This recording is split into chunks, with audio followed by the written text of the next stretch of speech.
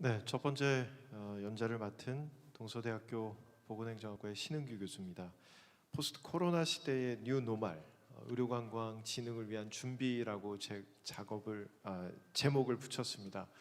여러분들이 주지하시는 바와 같이 사실은 의료관광뿐만 아니라 관광업에 종사하시는 많은 분들이 코로나로 인해서 굉장히 어려움을 많이 겪고 계십니다. 국제 간의 항공 이동에 대한 수요도 많이 줄어들었고, 그것 때문에 우리 부산에서 많은 어려움을 겪고 계신 분들이 계시리라고 생각이 됩니다.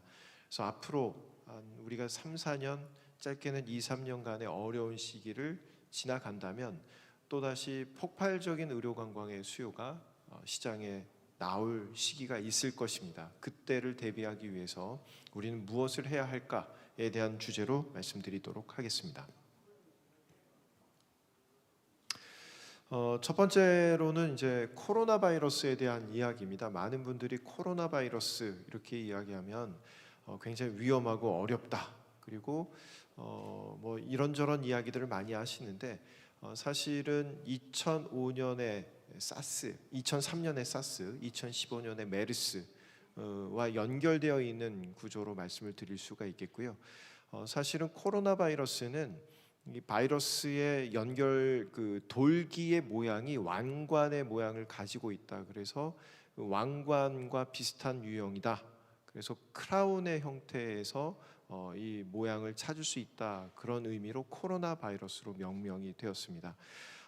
의미는 이제 코로나 바이러스를 통해서 우리가 일상적으로 누렸던 많은 그 생활들이 깨지고 다시 돌아가기가 어렵다는 거죠. 그 과정에서도 특히 확진자를 우리가 발견하는 디텍션 기술이 대한민국에서 굉장히 빨리 도입이 되었던 것이고, 이것이 사실은 그 바이러스와 그다음에 바이러스의 감염된 사람을 확진하는 그 과정에서 유전자 검색을 도입하게 되었죠. 그래서 이 PCR 검사라고 하는 것을 최초로 도입해서 성공하고 있는 한국이 최근에 K 방역 뭐 이런 것들이 많은 IT 기술하고 접목되어 있지만, 사실은 이제 게놈 시대에 대해서 이런 것들이 유전적인 질환을 발견하느냐 뭐 이런 쪽으로 치중돼 있다가 일반인들도 이 유전체와 관련된 것을 통해서 본인이 확진자인지 아닌지를 알아내는 그런 게놈 시대의 본격적인 장을 열었다라고 볼 수 있습니다. 여러분들이 이미 이제 사회적 거리두기를 많이 경험을 하셨습니다. 대한민국에서 2.5단계까지 올라갔고, 그래서 그 당시는 우리나라가 1단계, 2단계, 3단계밖에 없었지만 최근에 이제 5단계로 분류를 했습니다. 그래서 만약에 3단계까지 가면 이제 뭐 프로 경기들 다 중단해야 되고 경제적으로 굉장히 어려움이 온다. 그래서 어떻게 하면 경제적인 어려움을 좀 해소할 것인가.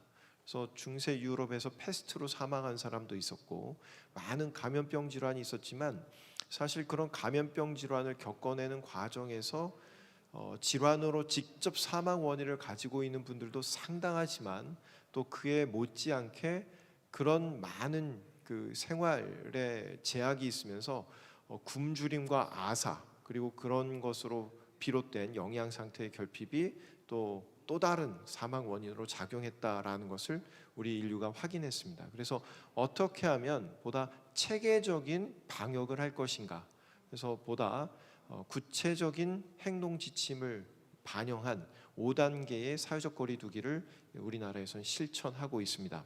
이런 것들은 이제 본격적으로 코로나를 통해서 새롭게 맞이한 시대의 행동 지침이 이전으로 완전히 돌아가기는 어렵다.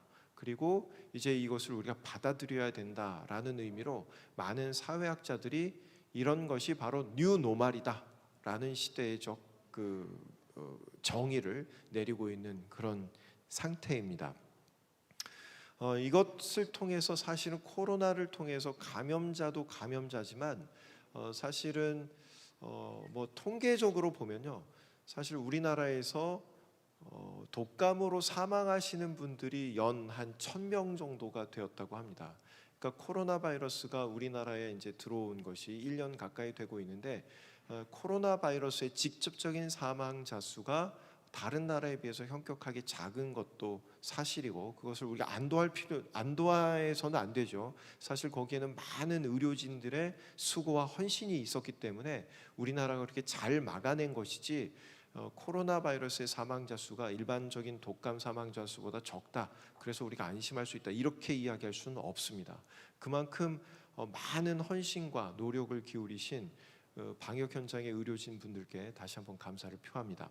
문제는 그런 것들을 떠나서 이제 경제적인 영향을 일반인들도 체감한다는 것이죠. 도입부에 말씀드린 것처럼 관광 분야에서 종사하시는 분들은 진짜 이제 먹을거리의 걱정을 하실 수밖에 없습니다.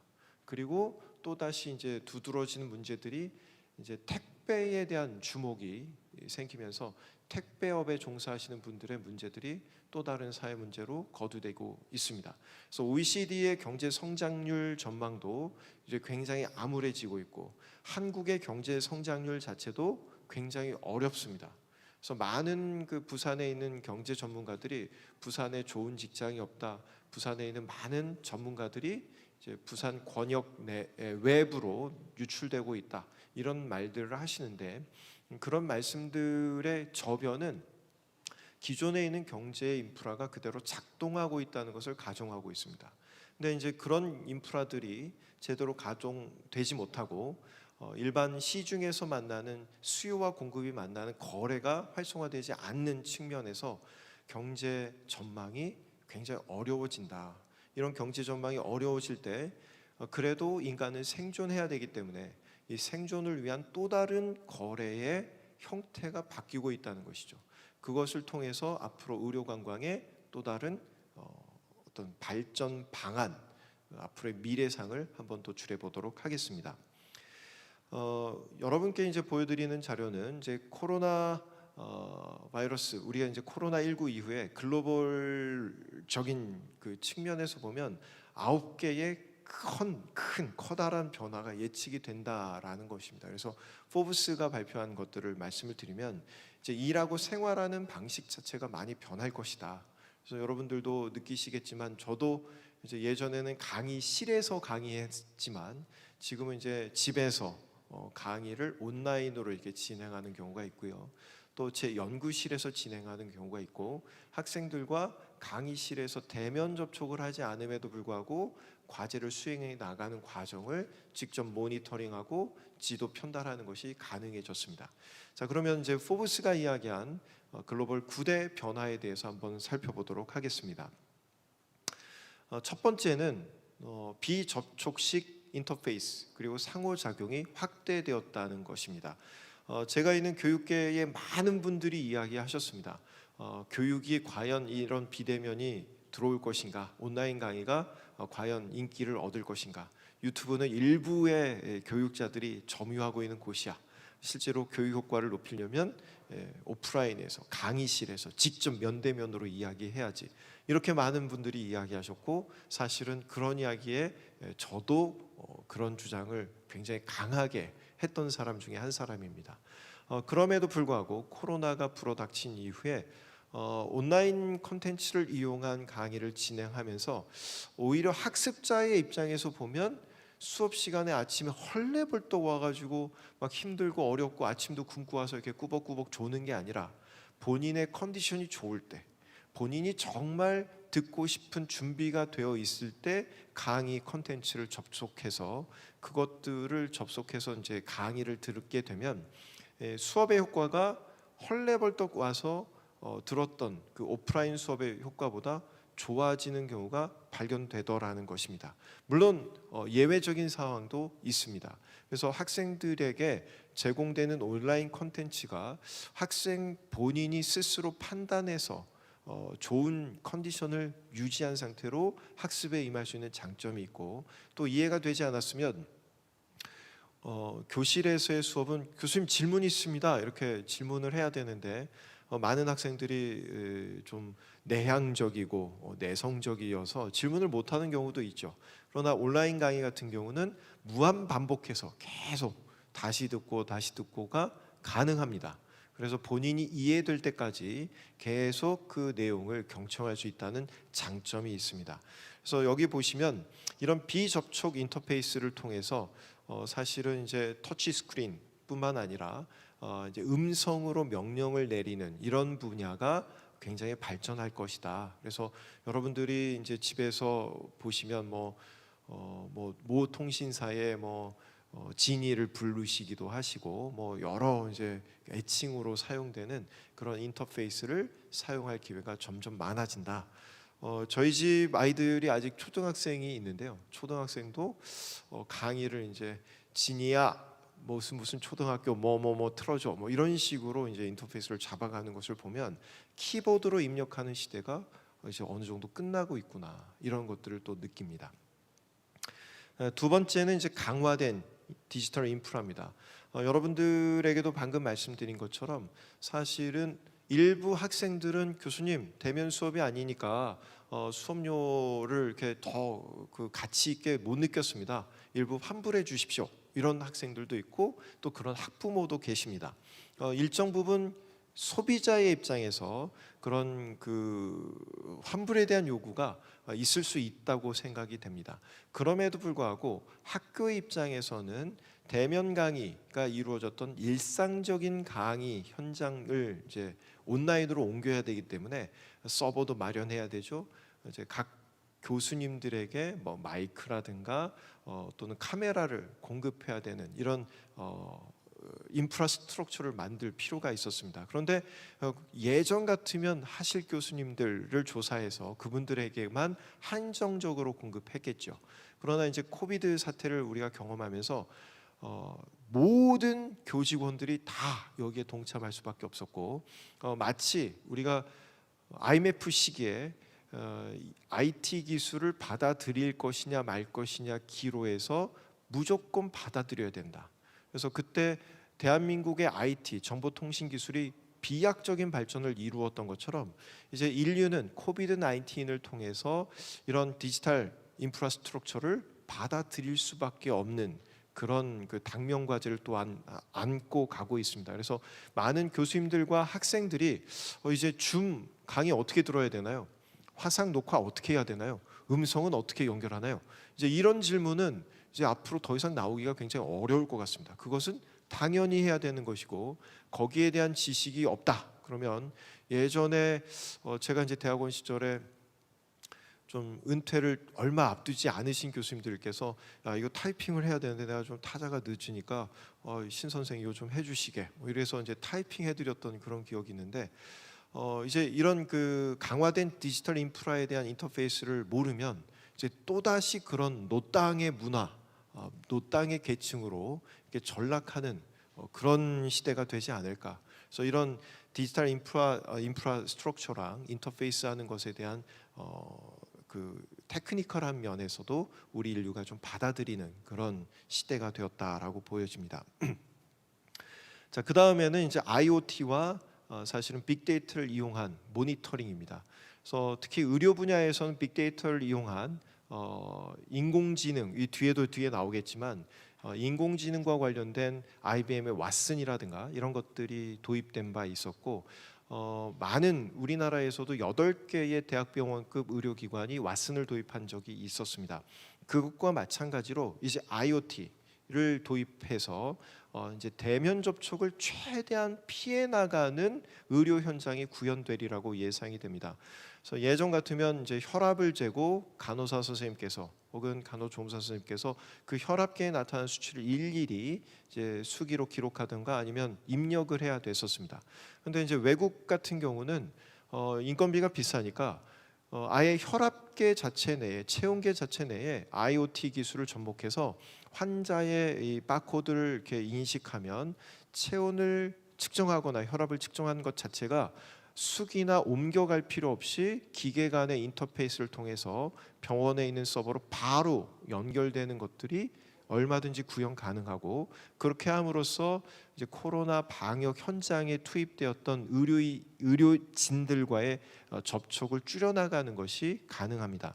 이런 것들은 발병 증상을 보이는 사람들을 회피하기 위한 방법이고 보다 우리 그 공중이, 우리 대중이 안전을 확보하기 위한 측면에서도 이러한 그 인터페이스 기술이 점점 더 발전하리라고 예상이 됩니다. 그래서 개인 정보를 보호하고 이 데이터를 남용하는 것에 대한 보호 장치가 마련되어야 되는 현장에 있죠. 그래서 마침 다행스럽게 2019년도에 국회에서 개인정보보호법이 이제 논의되고 나름대로 입법화의 그 절차를 거쳐 나가서 성과를 거두고 있습니다. 그래서 이런 전염병 확산 방지를 위해서도 이런 것들이 보다 적극적으로 도입될 필요가 있다라고 보여집니다. 이제 네 번째로는 신약 개발이 사실은 많은 이슈입니다. 우리나라에도 그렇고 여러분들이 아시는 것처럼 신약 개발이 많은 의료의 성과를 가져온 것도 사실입니다. 그런데 미국의 대선 과정에서 트럼프 대통령이 굉장히 자신 있게 이야기를 했던 것들이 뭐 군부대가 준비되어 있다 이렇게 이야기를 한 것도 있었겠지만 신약 개발 과정에서 이런 인공지능 AI 기반의 신약 개발 프로세스를 적극 활용하겠다고 했던 것이죠. 그런 것이기 때문에 이제 전임상, 1임상, 2임상, 3상 이렇게 이제 진행되는 과정에 결과만 나오면 이것을 이제 대량 생산하는 것은 조속히 신속히 이행할 수 있다 이렇게 이야기를 했던 것입니다. 그래서 코비드 19에서 이제 예방 백신 그리고 치료를 위해서 보다 효과적이고 안전한 의약품을 빨리 개발하고 배포하는 데 있어서도 이런 기술이 정보 기술이 활용될 수 있다라고 보여집니다. 그 다음에는 이제 본격적으로 말씀을 드리고 싶은 게 원격 진료입니다. 우리나라에서는 현재 의료법이 개정되고 있지 않기 때문에 원격 진료가 도입되는데 한계가 있지만 사실은 중국이나 가까운 일본이나 미국이나 유럽 많은 선진국들이 원격 의료를 이번 코비드 19 사태를 통해서 받아들이고 있고 일부 채택을 적극적으로 해내고 있습니다. 그래서 이런 것들을 통해서 의료진은 이제 만약에 비상 사태를 위해서 감염으로부터 독립시켜 놔야 될 최후의 보루인 거죠. 그래서 코비드 사태에서 우리나라의 공공 의과대학, 공공 의료 전문 자원을 어떻게 확보하느냐의 논란이 퍼져 나오기도 했지만 사실은 의료 집단을, 의료인들을 사실은 이제 팬데믹 현상에서 최후의 보루로 남겨놔야 치료하고 그것을 극복할 수 있기 때문에 일부의 감염이 확산되는 과정에서 의료진을 분리하고 그럼에도 불구하고 확진자들을 치료하고 이제 회복시키는 과정에 이런 원격 의료를 도입할 필요가 있다. 라는 것은 이제 이미 많은 국가들이 받아들이고 있는 것 같습니다. 그래서 우리나라에서도 이런 부분에 있어서 조금 많은 전향적인 지금 논의가 진행되고 있는 것으로 알고 있고, 제가 이제 현장에서 만나서 보면 기술적인 측면들은 다 이루어져 있습니다. 기술적인 뭐 개인 정보 보호나 뭐 이런 것들은 이미 다 끝나 있는 상태이기 때문에 기술에 대한 영역을 논의하기보다는 데이터의 주권을 누가 어떻게 행사할 것이냐 이런 것들로 좀 많이 바뀌어야 될 것 같습니다. 여러분이 보시는 것처럼 최근에 애플 워치 같은 경우는 뭐 산소 포화도, 심박, 뭐 그냥 광고에서 이야기하잖아요. 이미 다 돼. 이미 다 되고 있는데 왜? 그래서 그 정보의 주체인 이 환자의 입장에서 내 정보를 의료법에 의해서 의료기관에 두는 것이지 사실은 정보의 그 주체인 환자가 요구할 때 환자의 요구대로 그 정보가 쓰이는 것을 어떻게 우리가 활용할 것이냐. 그래서 개인 측면이 안 된다면 우리 공동체가 위협받는 상황에서 개인의 어떤 이동 경로라든가 이런 게 공개되는 것처럼 우리 공동체의 안전을 위해서 확진자에 대해서라든가 아니면 자가격리되어 있는 사람들에 대해서는 원격 진료를 부분적으로 도입해야 하지 않는가라는 논의가 있습니다. 여섯 번째는 여러분들이 다 느끼실 겁니다. 저희 집사람도 이것에 이제 불만이 많은데 온라인 쇼핑을 점점 해낼 수밖에 없죠. 그래서 하다 보니까 이제 분리수거 날이 이제 무거워지는 거죠. 그래서 예전에 비해서 뭐 스티로폼도 많이 나오고 박스도 많이 나오고 비닐도 많이 나와서 분리수거 날이 되면 여보 언제 퇴근하세요? 뭐 이렇게 문자가 많이 옵니다. 그래서 분리수거하는 날은 일찍 귀가를 해야 됩니다. 그래서 이런 것들을 보면 우리 온라인 쇼핑이 엄청나게 확대되고 있다. 그래서 예전에는 이렇게 보이지 않았지만 쇼팡, 그다음에 뭐 CJ 택배 이런 차들이 길거리에 굉장히 많아진 것을 확인할 수 있고, 심지어는 이제 이 택배하시는 분들의 문제가 사회 문제로 대두되어 있습니다. 그래서 우리 시청하시는 분들도 택배하시는 분들이 조금 늦었다고 불만을 야기하지 마시고 그분들에게 힘내시라고 이렇게 음료수 한 병 정도 이렇게 준비해 두시면 더 좋을 것 같습니다. 그래서 이런 그 온라인 쇼핑이 확대되는 과정에서 사실은 감염의 우려가 있기 때문에 이것은 앞으로 점점 더 확대될 가능성이 커집니다. 그리고 대면 쇼핑의 이 한정된 품목들을 빼고 나서는 대부분이 이제 온라인 쇼핑으로 넘어갈 것이기 때문에 우리 의료 쇼핑, 의료 관광에서도 이 온라인 쇼핑이 구현될 수 있도록 의료 관광의 대상되는 서비스를 온라인상에서 어떻게 보여줄 것인가, 온라인에서 어떻게 홍보할 것인가에 대한 고민을 이제 심각하게 하셔야 될 상황이 되었습니다. 자, 7번째는 이제 로봇에 대한 의존도가 증가한 겁니다. 그래서 여러분들이 뭐 아시겠지만 국회의원들이 그 택배 분들의 사망 사고나 이런 것들이 있었을 때 현장에 갔었습니다. 근데 많은 국회의원분들이 허탈해하셨죠. 뭐 가서 도와드리려고 막 작업복 잠바 차림으로 갔는데 너무 자동화가 돼 있으니까 할 게 별로 없네. 뭐 이런 이야기를 하셨어요. 그럼에도 불구하고 분리하는 마지막 단계에서는 사람 손이 좀 필요한 것이죠. 그래서 로봇에 의한 의존도 증가가 더 커졌는데 패스트푸드점에 가면 예전에는 이렇게 주문 뭐 하시겠습니까 물어봤지만 요즘에는 터치 스크린으로 다 옮겨가는 인터페이스의 그 대상 자체가 바뀌는 것이 이제 일상화되었습니다. 그리고 이것이 이제 우리 병원 의료기관에서도 뭐 다빈치라든가 이런 로봇 수술을 일부에서 시도를 했고 그것을 도입을 했지만 이제 체온을 잰다든가 혈압을 잰다든가 특히 이제 수액을 놓기 위해 라인을 잡는다든가 이런 것들이 이제 유럽이나 이제 뭐 여러분 이렇게 말씀드리면 좀 그러겠지만 우리나라 한국의 간호사분들은 굉장히 숙련도가 높습니다. 물론 힘들어하시는 분도 있지만 그냥 툭툭해서 다 잡아내시는데 외국은 이게 굉장히 어렵거든요. 특히 이제 뭐 이게 인종적인 차별을 하는 게 아니라 흑인 분들은 이게 그 굴곡이 나오는 것이 잘 확인이 안 되니까 혈관을 잡기가 되게 어려워서 이 수액을 놓는 것만 정맥으로 이렇게 투시해서 그것을 잡아내는 그런 것들이 이제 발명이 되고 개발이 되었습니다. 그래서 수액을 놓는 과정에서도 간호사 분들의 직접적인 참여보다는 이제 기계를 도입하는 이런 측면들이 시행되고 있고 시도되고 있다. 그런 측면에서 이제 우리 의료 현장도 로봇에 대한 의존도가 점점 높아질 것이다. 그리고 제 개인적인 입장에서는 의료진들의 인건비가 비싸지면 비싸질수록 이렇게 로봇에 의존하는 속도는 더 빨라지지 않을까 이런 생각이 듭니다. 8번째로는 이제 디지털 이벤트의 증가입니다. 그래서 여러분들이 지금 참여하시는 이 행사도 예전과 달리 이제 디지털로 진행이 되고 있죠.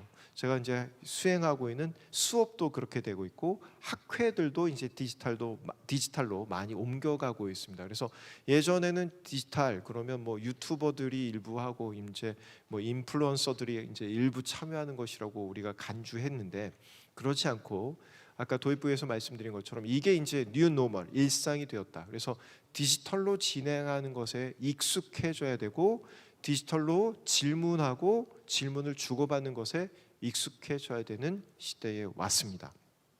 그리고 의료관광 분야에서도 이제 뭐 예전에는 찾아가서 진행을 했던 그런 많은 행사들이 이제 디지털로 옮겨올 수 있도록 해야 되고 말씀드린 것처럼 디지털로 우리 의료관광 상품이 얼마나 매력적으로 보일 수 있도록 해야 할 것인가 그런 것들에 대한 고민이 필요한 시점이 되었습니다.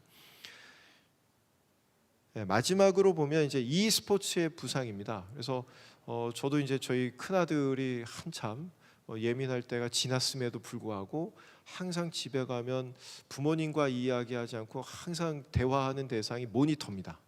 그래서 항상 모니터랑만 대화를 하고 있는 이 아들을 어떻게 할까 고민을 많이 했는데 시대상이 그렇게 흘러가고 있는 것 같고 그 또래들의 문화가 그렇게 정착이 된 것 같습니다. 그래서 예전에는 뭐 프로야구 선수가 될래요, 뭐 이렇게 오프라인에 대한 많은 논의가 있었는데 요즘 청소년들은 이제 e스포츠에 대한 이야기들을 많이 하고 진행합니다.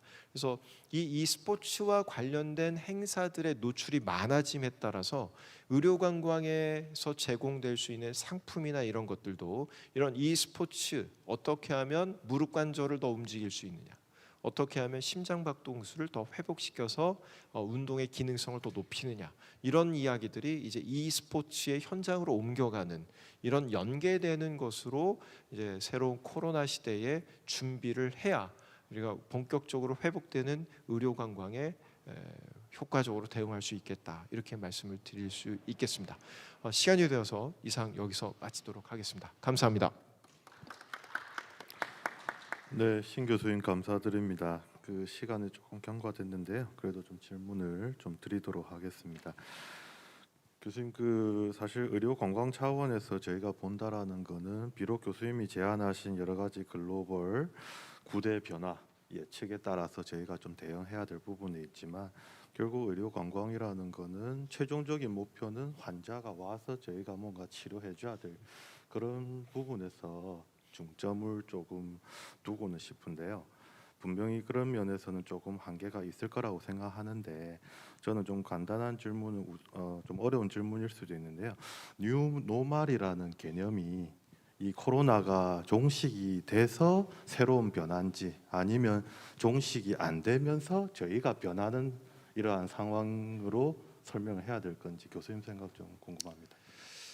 두 가지 다라고 생각합니다. 코로나가 극복이 되어도 이제 뭐 경제적으로 이야기를 하면 부동산 가격이 상승하고 나서 경기가 안 좋아진다고 하락하지 않는 것을 우리가 하방 경직성이라고 이야기하는데요. 코로나의 이 시대를 거쳐 나간 젊은이들과 많은 일반 대중들이 코로나 이전처럼 이렇게 대면 접촉을 늘린다고 저는 보여지지 않습니다. 인터넷으로 굳이 의사 선생님을 찾아가지 않고 예전에 코로나 때 온라인에서 볼 수 있는 그런 정보가 있는데 왜 또 찾아오라고 하지? 이제 벌써 이제 불편을 느끼게끔 되는 거죠. 이제 그런 그 불편을 느끼는 환자분들은 오라고 하는 의료기관으로 가지 않게 될 가능성이 높습니다. 그래서 소비자의 행동론적인 측면에서 봐도 일반 소비자가 편의를 발견한 이후에 불편을 야기하는 쪽으로 옮겨가지 않은 이 행동 변화의 경직성이 계속 유지되리라고 생각이 됩니다. 그래서 코로나가 종식된 이후에도 그 이전의 상황으로 돌아가기는 쉽지 않다. 그런 의미에서 뉴 노멀이라고 말씀드릴 수 있겠습니다. 예, 교수님, 그리고 제 그 아까 강조하신 구대 변화 예측을 바탕으로 해서 지금 저희 의료관광진흥을 위해서 지금 현 시점에서 저희 부산시나 또는 여러 병원에서 중점적으로 조금 준비해야 할 이러한 사항들이 있는지 조금 의견을 좀 부탁드립니다. 네, 이거 준비하면서 제가 발표제에 넣을까 말까 좀 많이 고민했던 말씀을 좀 드리겠습니다. 사실은 의료 관광이 여태까지 메이저였던 그 진료 과목들은 좀 비급여 항목들, 성형이라든가 뭐 피부라든가 이런 쪽이었습니다. 그리고 그런 계층들이 대부분 움직임이 많은, 다이내미즘이 굉장히 많은 젊은 연령층이었습니다.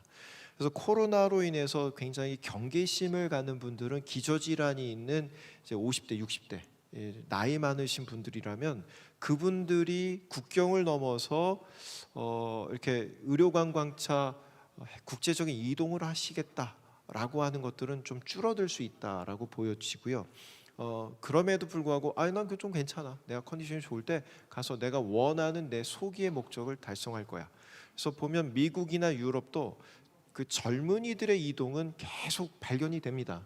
그래서 앞으로 코로나 시대 이후에 의료관광의 주요 질환이 제일 먼저 주목받을 것은 이게 팬데믹이 끝났다라는 선언이 언제 발생할지 모르겠지만 선언이 됨과 동시에 바로 시장에서 반응할 것은 기존의 우리 부산 대한민국이 가장 그 시장에서 활발하게 시장을 선점했던 미용, 성형, 뭐 피부 이런 그 비급여 항목들이 될 것 같고요. 그 다음에 팬데믹이 길어지면 길어질수록 우리나라 특히 우리 부산에 이제 많이 오셨던 몽골이라든가 러시아라든가 이런 쪽에서는 다른 지역으로의 이동도 사실은 쉽지 않습니다. 몽골은 이제 전체를 폐쇄해 버렸기 때문에 또 그 나라의 의료 수준에서 만족할 수 없는 분들이 계속 불만족을 갖고 있다. 팬데믹이 끝나는 순간 확 하고 이렇게 오실 가능성이 큽니다. 그래서 제가 이제 이걸 넣을까 말까 이런 고민을 하면서 결국에 뺐던 이유는 뭐냐면 사실은 의료 관광이 어렵고 힘들어집니다. 그래서 항공사들이 비행기도 팔고 뭐 구조조정을 하는 것처럼 우리 의료기관에서도 의료 관광으로 주목받았던 진료과에 대해서 구조조정을 한다든가 인위적인 구조조정을 하면 나중에 이 팬데믹이 끝났다는 선언이 됐을 때 시장에서 폭발하는 의료 수요를 받아들일 만한 조직을 그때 가서야 만들 수는 없잖아요. 그래서 이것을 이제 시청하고 경청하고 계시는 분들께 희망적인 말씀으로 팬데믹이 끝나면 제일 다이내미즘을 발생시킬 진료 분야가 사실 우리가 잘 해오던 분야입니다.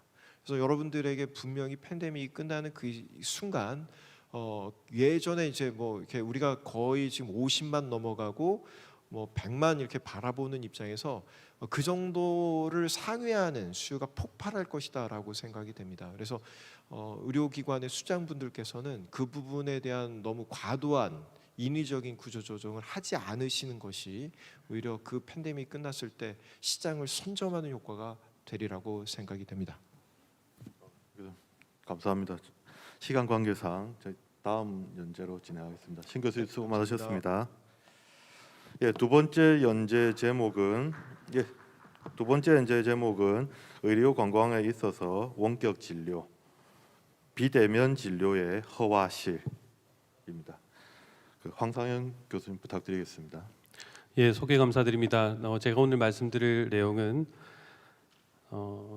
화면이 전환이 아직 안 됐군요. 예, 제가 오늘 말씀드릴 내용은 원격 진로의 허와실에 관계된 부분이 되겠습니다. 그래서 빛과 그림자 또는 이상과 현실 이렇게 제목을 지어볼 수 있을 것 같은데요. 제가 의료 관광에 이제 입문을 한 거는 2017년도 4월달 정도에 국제진료센터장으로 임명을 받으면서 이제 그 발을 들였는데 그러면 3년 6개월 정도 불과 그거밖에 되지 않았습니다. 그래서 저보다 훨씬 더 5년 뭐 10년 넘게 부산의 의료 관광을 이끌고 또 이렇게 버티고 계시는 그런 이제 기라성과 같은 선배님들이 많이 있으시기 때문에 그런 분들에 비해서는 저는 이제 뭐 입문자일 수밖에 없고 또 초보일 수밖에 없습니다. 그래서 이렇게 경험이 미약한 이제 저 같은 사람을 이렇게 크고 중요한 자리에 상당히 무게감 있는 어떤 이런 그 주제로 강의를 하게 해주신 것은 아마도 뭐 저한테 어떤 능숙한 어떤 경험이나 노하우를 들으시겠다 이런 거는 절대 아닌 것 같고 아마 의료 관광을 준비를 하고 그다음에 해외 환자 유치를 시작을 하려고 하는 그런 입문자분들이 저의 어떤 자충에 우돌했던 그런 얘기를 들으시면 뭐 쟤도 하는데 나라고 못할까 뭐 이런 용기도 얻으실 수 있겠고 그리고 제가 했던 어떤 그런 시행착오라든지 이런 것들을 보면서 좀 그런 것들 건너뛰어서 많은 에너지를 집중하실 수 있도록 좋은 곳에 집중하실 수 있도록 하기 위해서 저 같은 사람한테 이거를 주신 것 같습니다. 그래서 제가 오늘 말씀드릴 내용은 이 순서는 저희 병원의 원격 진료센터의 개설이 어떤 식으로 되었는지 첫 번째로 말씀을 드리고요. 두 번째는 그런 과정 중에 어떤 현실의 벽에 부딪혀서 이제 별로 어두운 부분입니다. 이제 그림자에 관계된 부분들을 좀 하고 세 번째는 현실이 녹록지 않은데 계속 그런 그림자 안에 머물러 있을 것인가 아니면 다시 빛으로 나갈 것인가 이런 고민에서 다시 빛으로 나가기 위한 어떤 그런 노력들을 어떻게 하고 있는 것인가 세 번째로 말씀드리고 이제 강의를 마칠까 합니다. 저희 병원에서 처음 이제 이렇게 하면 되나요? 예, 처음 잘 안 보이는군요. 처음 그 이렇게 원격진료센터로 이렇게 거류한 지는 러시아입니다. 제일 많이 들어오기도 하고 제가 이제 군대를 코이카로 해서 구소련 지역인 카자흐스탄에서 한 2년 한 반 정도 근무를 했습니다. 그래서 러시아 지역에 친숙했기 때문에 어쨌든 선택을 하게 됐고, 그래서 2018년도부터 이제 부산시와 부산시 경제진흥원 사업을 통해서 저희 의학과 협업을 해서 이제 사업을 진행을 해서 2018년도에 블라디보스톡 동부 지역의 중심부이죠. 극동 지역의 심장부인 블라디보스톡에 원격진료센터를 개소를 했고, 연해주 암센터라는 병원을 개소를 했습니다. 그리고 두 번째는 좀 더 북쪽으로 올라가서 시베리아 지역의 야쿠츠크라 지역에 작년에 이제 원격진료센터 2호점을 개설을 했습니다. 원격진료센터를 개소를 할 때 이제 플로우를 제일 중요한 것은 이제 관계 형성이라고 생각을 했습니다. 좀 생각을 해봐도 저희들 혹시 한국 의료기관에 뭐 독일이나 미국 의사들이 와서 우리 어느 병원 의사인데 그래도 니네들보다 좀 잘하는 게 있으니 환자를 보내달라 이렇게 얘기하면 면전에 대고는 못하지만 뒤에서 웃기고 있네 이렇게 할 것이죠.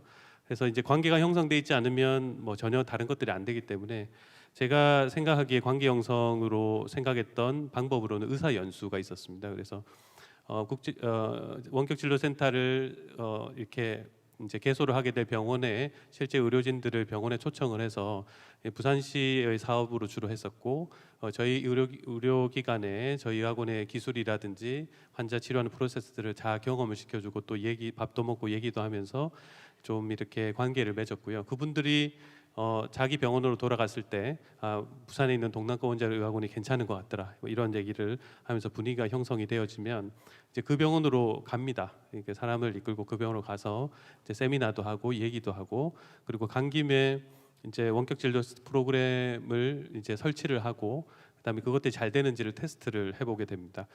웹 환경이나 인터넷 환경이 지역마다 천차만별이기 때문에 러시아는 상당히 넓죠. 이게 넓어서 극동 지역은 좀 괜찮긴 하지만 이제 그런 것들을 해서 저희 병원에서 어떤 송출되는 영상이나 그림이나 이런 것들이 정말 잘 구현이 되는지, 그쪽 병원에서 봤을 때 잘 구현이 되는지를 다 테스트를 하고, 이것들이 전부 개소식을 위한 어떤 준비가 되겠습니다. 그래서 오프닝 세레머니를 가장 중요하게 여기고, 그 전에 MOU를 맺든지 아니면 오프닝 세레머니를 할 때 뭐 MOU를 맺는 식으로 해서 하게 됐고요. 그 다음에 이제 다시 귀국을 해서 원격 진료센터를 이제 액티베이션 시키고 이제 할 수 있도록 하는 이제 그런 플로우로 진행을 했었습니다.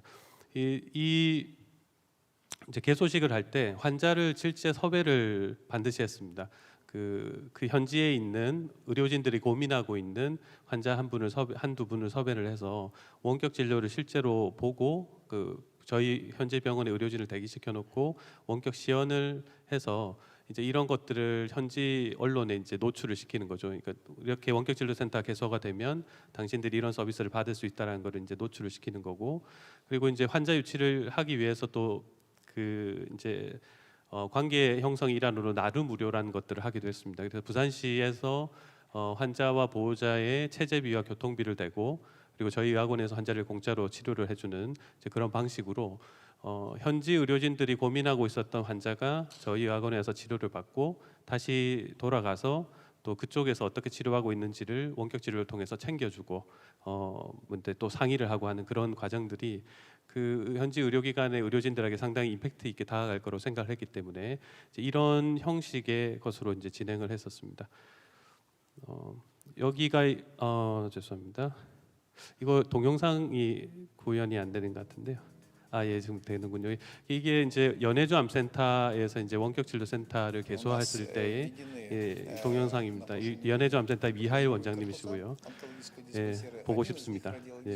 그리고 이제 이때 시기가 좋았던 게 그 연해주 암센터가 70년이 넘은 병원이거든요. 그래서 2018년도가 70주년 기념 행사를 이제 크게 할 때였습니다. 그래서 지금 보이시는 여러 분들은 그 러시아의 서쪽부터 동쪽까지 모든 지역에서 모였던 암을 보는 상당히 주요한 이제 의사분들이었고, 그래서 이제 세미나를 했었던 그런 상황이기 때문에 저희 병원이 그냥 그 연해주 암센터에 가서 원격 진료센터 시연을 하고 개소를 하고 하지만 그게 전체 러시아 지역에 홍보가 될 수 있는 그런 좋은 기회였었습니다. 그래서 가서 이제 저희들이 이 날짜를 잡아서 일부러 갔었고, 그리고 이제 이 날짜에 가서 연해주 암센터에서 이제 지금 보시는 분이 뭐 지금은 이제 다른 병원으로 가셨겠지만 저희 병원에 이제 방사선종양학과 과장님이십니다. 가서 저희 병원에서 잘하고 있는 이제 첨단 그 방사선 치료에 대해서 러시아 전체 지역에 모였던 그런 그 암센터의 수장들을 대상으로 이제 강의를 했던 그런 모습이고요.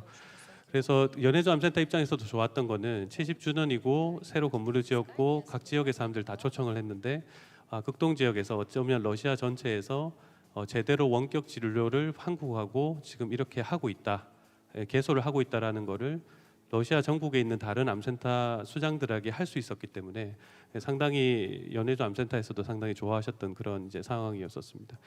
그래서 이제 이때도 그 이제 주요 인사들도 오셨었고, 그리고 실제로 환자를 아까 제가 이제 섭외를 했다고 말씀을 드렸고, 환자는 이제 고려인이셨고 그다음에 골육종이라는 병으로 이제 다리를 절단을 하셨던 그런 환자분이셨고, 이게 지금 하는 장면이고요.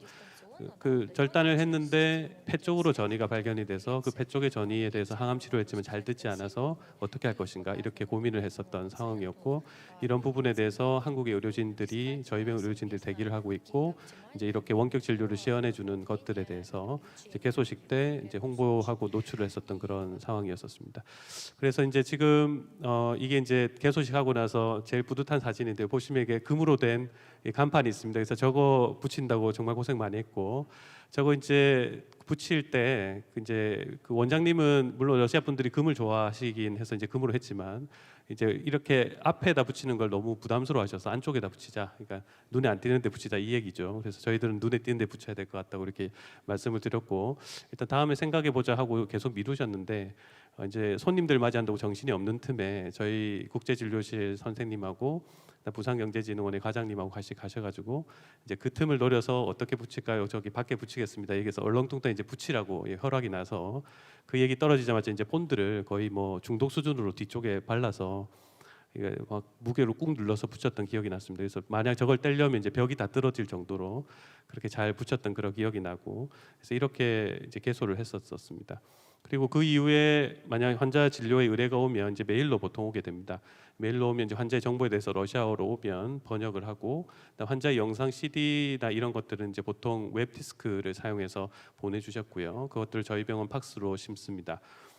이제 그때 의뢰해 주셨던, 후속으로 의뢰해 주셨던 사람은 비뇨기과 암으로 수술을 했는데 짧은 기간 안에 머리 쪽으로 전이가 됐고, 머리 쪽에 전이를 수술을 했는데 역시 짧은 기간 안에 머리 쪽 재발 및 없던 간 쪽에 재발이 있었던 그런 이제 좀 어려운 케이스의 환자였습니다. 그래서 비뇨기 암이기 때문에 비뇨기과 선생님, 그리고 신경계 영상학과 선생님 머리 쪽 보셔야 되죠. 그리고 간 쪽에 그 이제 전이가 돼 있으니까 복부 쪽의 영상학과 선생님, 간 쪽의 전이를 어떻게 치료할 건가, 외과적으로 치료한다 그러면 간담체 외과 선생님, 영상학적으로 인터벤션으로 뭘 지져서 치료한다 그러면 인터벤션 선생님 영상학과, 그리고 방사선 치료를 한다 그러면 방사선 종양학과 선생님, 이렇게 모였어야 됐고, 그리고 이런 거 필요 없이 그냥 약물 치료를 하자 그럼 종양내과 선생님이 있으셔야 되고, 소화기 내과인 저는 그냥 곱사리로 이렇게 그냥 끼워서 이제 진료를 보게 됐습니다. 그래서 다학제 회의를 하고, 저기 다시 좀 껐다가 아까 사진 설명 그걸 좀 해주시겠습니까? 그래서 이제 제가 영상을 넣어보려고 했는데 자꾸 에러가 나서 이거를 PPT를 잠깐 종료를 하고, 이제 그 연해조 암센터하고 원격 진료를 후속으로 했었던 거를 잠깐 보여드리도록 하겠습니다. 이제 보시면 이제 지금 스크롤을 누르면서 이제 사진이 왔다 갔다 합니다. 저 이미지를 지금 저쪽에 보시면 이제 파워포인트 그게 없는데 예, 저쪽에 보시면 이제 그 연해조 암센터에 환자분이 와 있고, 이런 그 저희들이 화살표로 움직이고 화살표를 인디케이터를 하고 하는 거를 이제 실시간으로 볼 수 있습니다. 그러니까 우리 병원에 가면 의사 선생님 앞에 앉고 의사 선생님이 좀 친절하신 분이면 이렇게 모니터를 같이 보자고 얘기를 하면서 이렇게 막 스크롤을 옮겨가면서 이제 설명을 해주시죠. 이제 그런 것들을 그대로 구현할 수 있는 거를 확인이 된 상황에서 이제 저희들이 진료를 보고 있는 겁니다. 그래서 이제 다시 이제 파워포인트로 돌아가 주시면 되겠습니다. 그래서 이런 상황에서 이제 원격 진료를 한 다음에 그것들에 대해서 이제 보원장 선생님이 의뢰 주셨으니까 의뢰 주셔서 감사하다, 다음에도 연락 달라, 이런 편지도 쓰고, 그다음에 이제 그 원격 진료 회의 때 있었던 그런 자료를 요약을 해서 이런 치료들에 좋겠다라고 말씀을 드렸다라고 이제 영어와 러시아어로 이제 같이 요약하고 회신하게 되는 것이 이제 되겠습니다. 두 번째로 이제 야쿠츠크 지역 2호점을 개설을 했죠. 이 비슷한 형식이었습니다. 일단 관계 형성을 위해서 부산경제진흥원에서 야쿠츠크라는 지역에 전략적으로 갈 때 같이 갔습니다. 그래서 그쪽에서 세미나 같은 것도 하고, 그다음 현지인 진료를 통해서 무료 진료도 하면서 이제 관계를 형성을 하죠. 그리고 간 김에 이제 프로그램을 설치를 하고 원격 진료 시연을 한번 테스트를 한번 해보는 것들을 완료를 했고요. 그리고 이제 실제로 북동 연방대학교 병원하고 같이 이제 오프닝 세레머니를 하고, 그리고 그 이후에 환자분 한 분이 이제 원격 진료를 하게 됐는데, 지금 보시는 분은 이제 유방암 환자분이시고요. 옆에 가운을 입고 계신 저 말고 이제 여자 과장님은 유방암 치료하시는 이제 유방외과 과장님이신데, 유방외과 과장님이 원격 진료를 볼 때 직접 오셨고 환자분한테 직접 얘기를 해주셨고, 앞으로 치료 방법이 어떻게 될 것인가를 직접 얘기를 해주시니까 환자분이 하루 만에 바로 오시겠다라고 했거든요. 그래서 오셔가지고 유방암 수술 빨리 받으시고 다시 가셨다가 방사선 치료 받으러 오시고 해서 행복하게 이제 마무리를 했던 그런 케이스가 되겠습니다. 그래서 이제 야쿠츠크 지역에서 뭐 상당히 첫 성과에서 상당히 의미가 있고 이제 저도 좋았던 그런 사진이 되겠습니다. 이제부터 이제 그림자에 대한 얘기를 할 텐데요. 그래서 이제 그 관계 형성을 하고 그 다음에 설치를 하고 오프닝 세레머니를 하는 데까지는 물론 이것도 조금 힘이 드는 일일 수 있지만 왔다 갔다만 하면 이게 어느 정도까지는 됩니다. 그리고 이때 이렇게까지 가는 병원들은 상당히 여러 병원이 있었고 원격진료센터 개소했다 이렇게 해서 다 광고하고 이렇게 하는 거는 이제 누구든지 할 수 있는 것 같습니다. 그리고 환자를 당시에 섭외를 하고 원격 시연하는 것도 당연히 할 수 있겠죠. 근데 이제 문제가 그 이후에 이제 환자 원격 진료를 정말 그렇게 열심히 하는 병원이 얼마나 될까? 그리고 정말 그 원격 진료 케이스 중에 환자 유치를 할 수 있는 경우가 얼마나 될까? 이렇게 찾아볼 때 실제로 처음에 했던 그 이제 블라디보스톡의 그 연해조 암센터의 경우는 이제 저희들이 지금 2년 정도가 지났는데 불구하고 실제로 원격 진료했던 케이스는 10케이스가 안 되거든요. 그리고 실제로 환자가 2번 오시긴 했지만 그 2분이 전부 다 나눔 의료였습니다. 그러니까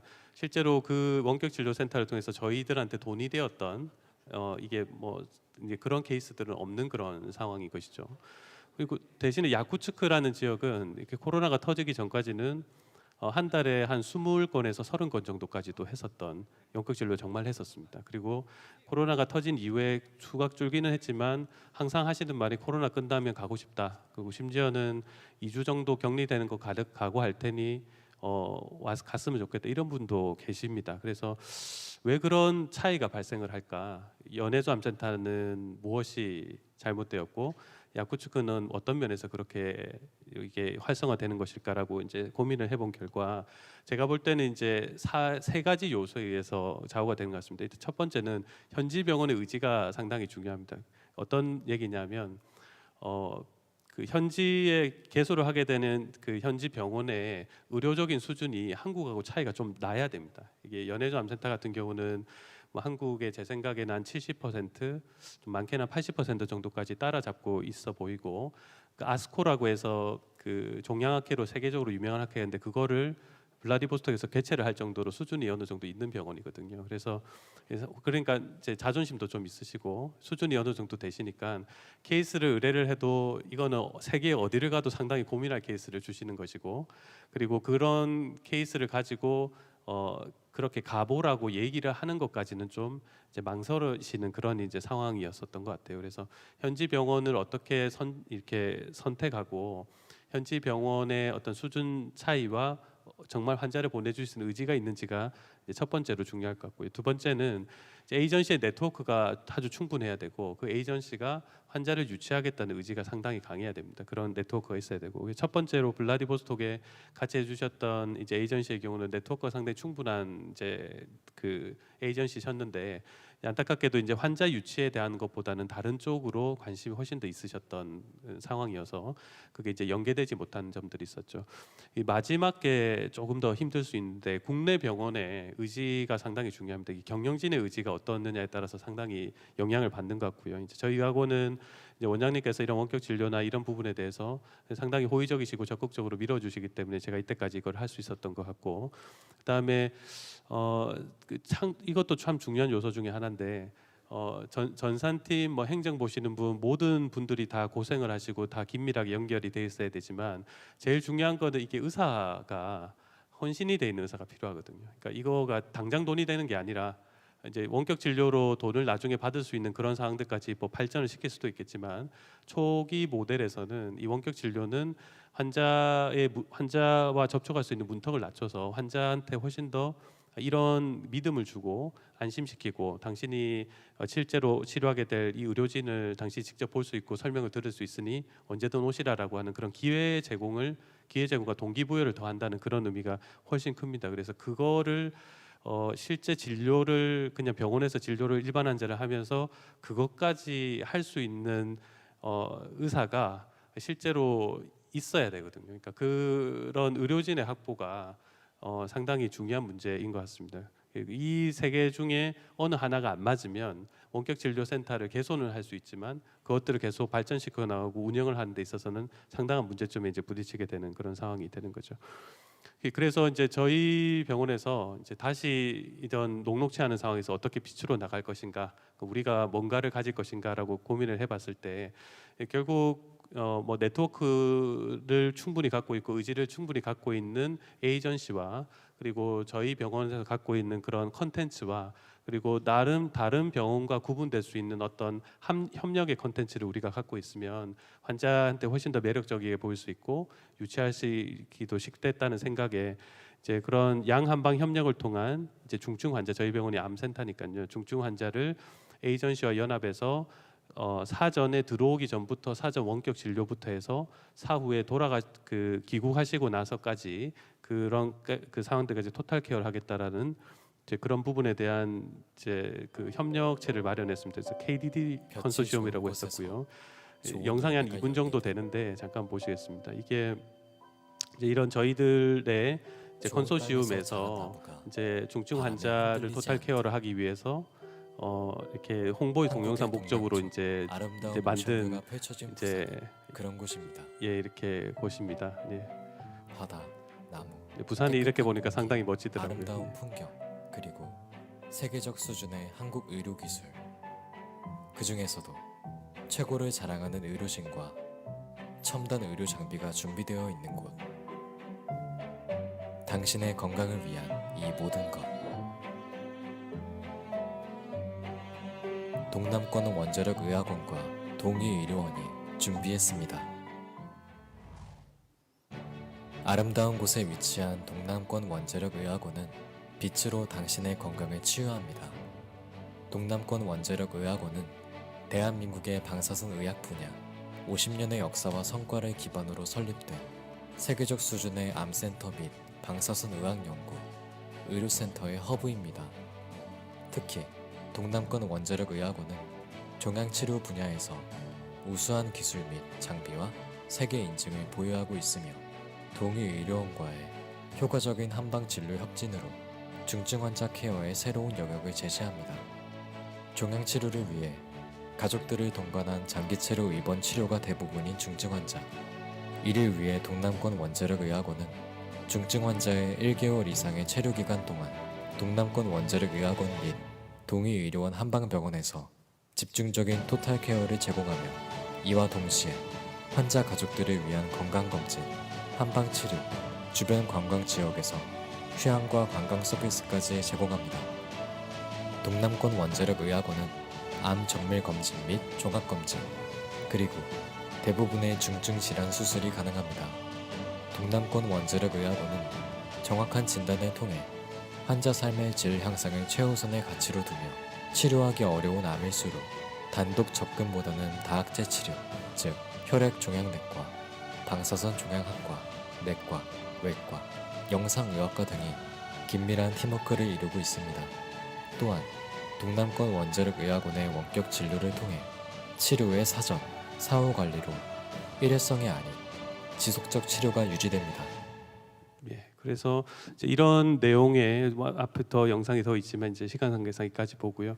그래서 KDD 컨소시엄이라고 해서 고려의 그 이제 메디컬 투어리즘하고 동의의료원 저희 병원까지 해서 이제 KDD 컨소시엄을 만들었고, 이제 이런 중증 환자 상품은 내용이 좋고 전략이 좋으면 당연히 팔릴 텐데 그 내용과 전략이 희귀하면서도 상당히 전문성을 보이면 반드시 팔리게 돼 있습니다. 그래서 이제 그 작고하신 스티브 잡스가 걸렸던 신경내분비암을 치료하는 방사선 미사일 치료, 방사선 미사일 치료 그쪽 부분은 이제 미국에서 상당히 의료 기술이 발전했음에도 불구하고 스위스에 있는 바젤 대학병원에서 제일 잘했기 때문에 스티브 잡스가 이제 미련 없이 날아갔습니다. 그러니까 중증 환자들한테는 거리가 별로 중요하지 않다는 얘기고, 저도 비슷한 경험을 했습니다. 모스크바에서 한 저희 병원에 8번 9번 정도 왔다 갔다 하는 환자가 있었고, 간암 환자였는데 치료를 받고 완치가 돼서 이제 저희 병원에서 올 때마다 저하고 사진을 잘 찍으셨고요. 작년 11월 달에 이제 간 이식을 해서 이제 완치 상태에서 잘 유지하고 계신 분도 계시기 때문에, 요점은 중증 환자들한테서 있어서는 뭔가 치료할 수 있는 특이한 것들이 있다라고 하면 거리는 별로 중요하지 않다라는 그런 의미가 되겠습니다.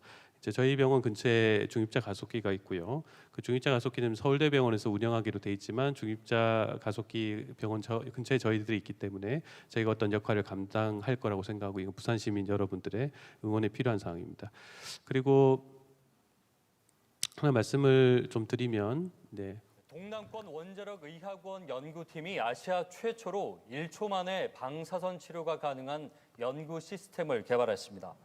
이 시스템은 고강도 방사선을 순간적으로 발생시켜 인체 정상 조직 피해를 최소화하며 획기적으로 암 치료 시간을 단축시키는 것으로 아시아에선 최초로 개발되었습니다. 그래서 이제 그 일반 엑스레이 치료에서 패러다임이 이제 중입자와 같은 입자 치료로 됐고, 그 입자 치료에서 넥스트 이제 제너레이션을 플래시 RT라는 것이 아마 될 것 같고, 이거는 이제 한 3초 만에 방사선을 주는 그런 방법입니다. 그래서 그냥 방사선을 줬을 때 피부에 이런 흉이 남지만, 이제 이런 정상 조직에 그런 데미지가 가장 최소화될 수 있는 방법이고, 이런 부분에 대한 기계를 이제 저희 병원에서 지금 이제 아시아 최초로 구현했기 때문에, 향후에 이런 이제 첨단 방사선 연구, 그리고 이런 것들을 이제 네트워킹 하실 수 있는 고려 의료 건강의 전문성, 그리고 동의 의료원에서의 한방 재활 치료, 이런 것들을 통해서 사전 진료 원격 센터, 사전 이후에 원격 진료까지 토탈 케어를 할 수 있는 그런 상품으로 저희들이 이제 했었습니다. 그래서 여기서 강조하고 싶은 것은, 이렇게 녹록지 않는 의료 환경, 특별히 원격 진료 환경에 있어서 그런 필수 요소들을 해결하기 위해서는 팀워크가 중요하다는 말씀을 드리고 싶었습니다. 그래서 이제 마지막 슬라이드인데, 유라시아 프로젝트라고 제가 이제 꿈같이 생각하는 건데, 블라디보스토크 야쿠츠크 지금 1호점, 2호점 있고, 이번 연도에 노보시베르스크라는 중부 지역으로 진출을 하게 됩니다. 내년도에는 상트페테르부르크하고 하버럽스크 쪽으로 가려고 하고, 그다음에 마지막으로 중부 지역 이르쿠츠크와 모스크바까지 해서 이제中부와 중부와 서부 러시아를 전체를 아우를 수 있는 네트워크를 구성하는 게 이제 저의 비전이긴 합니다.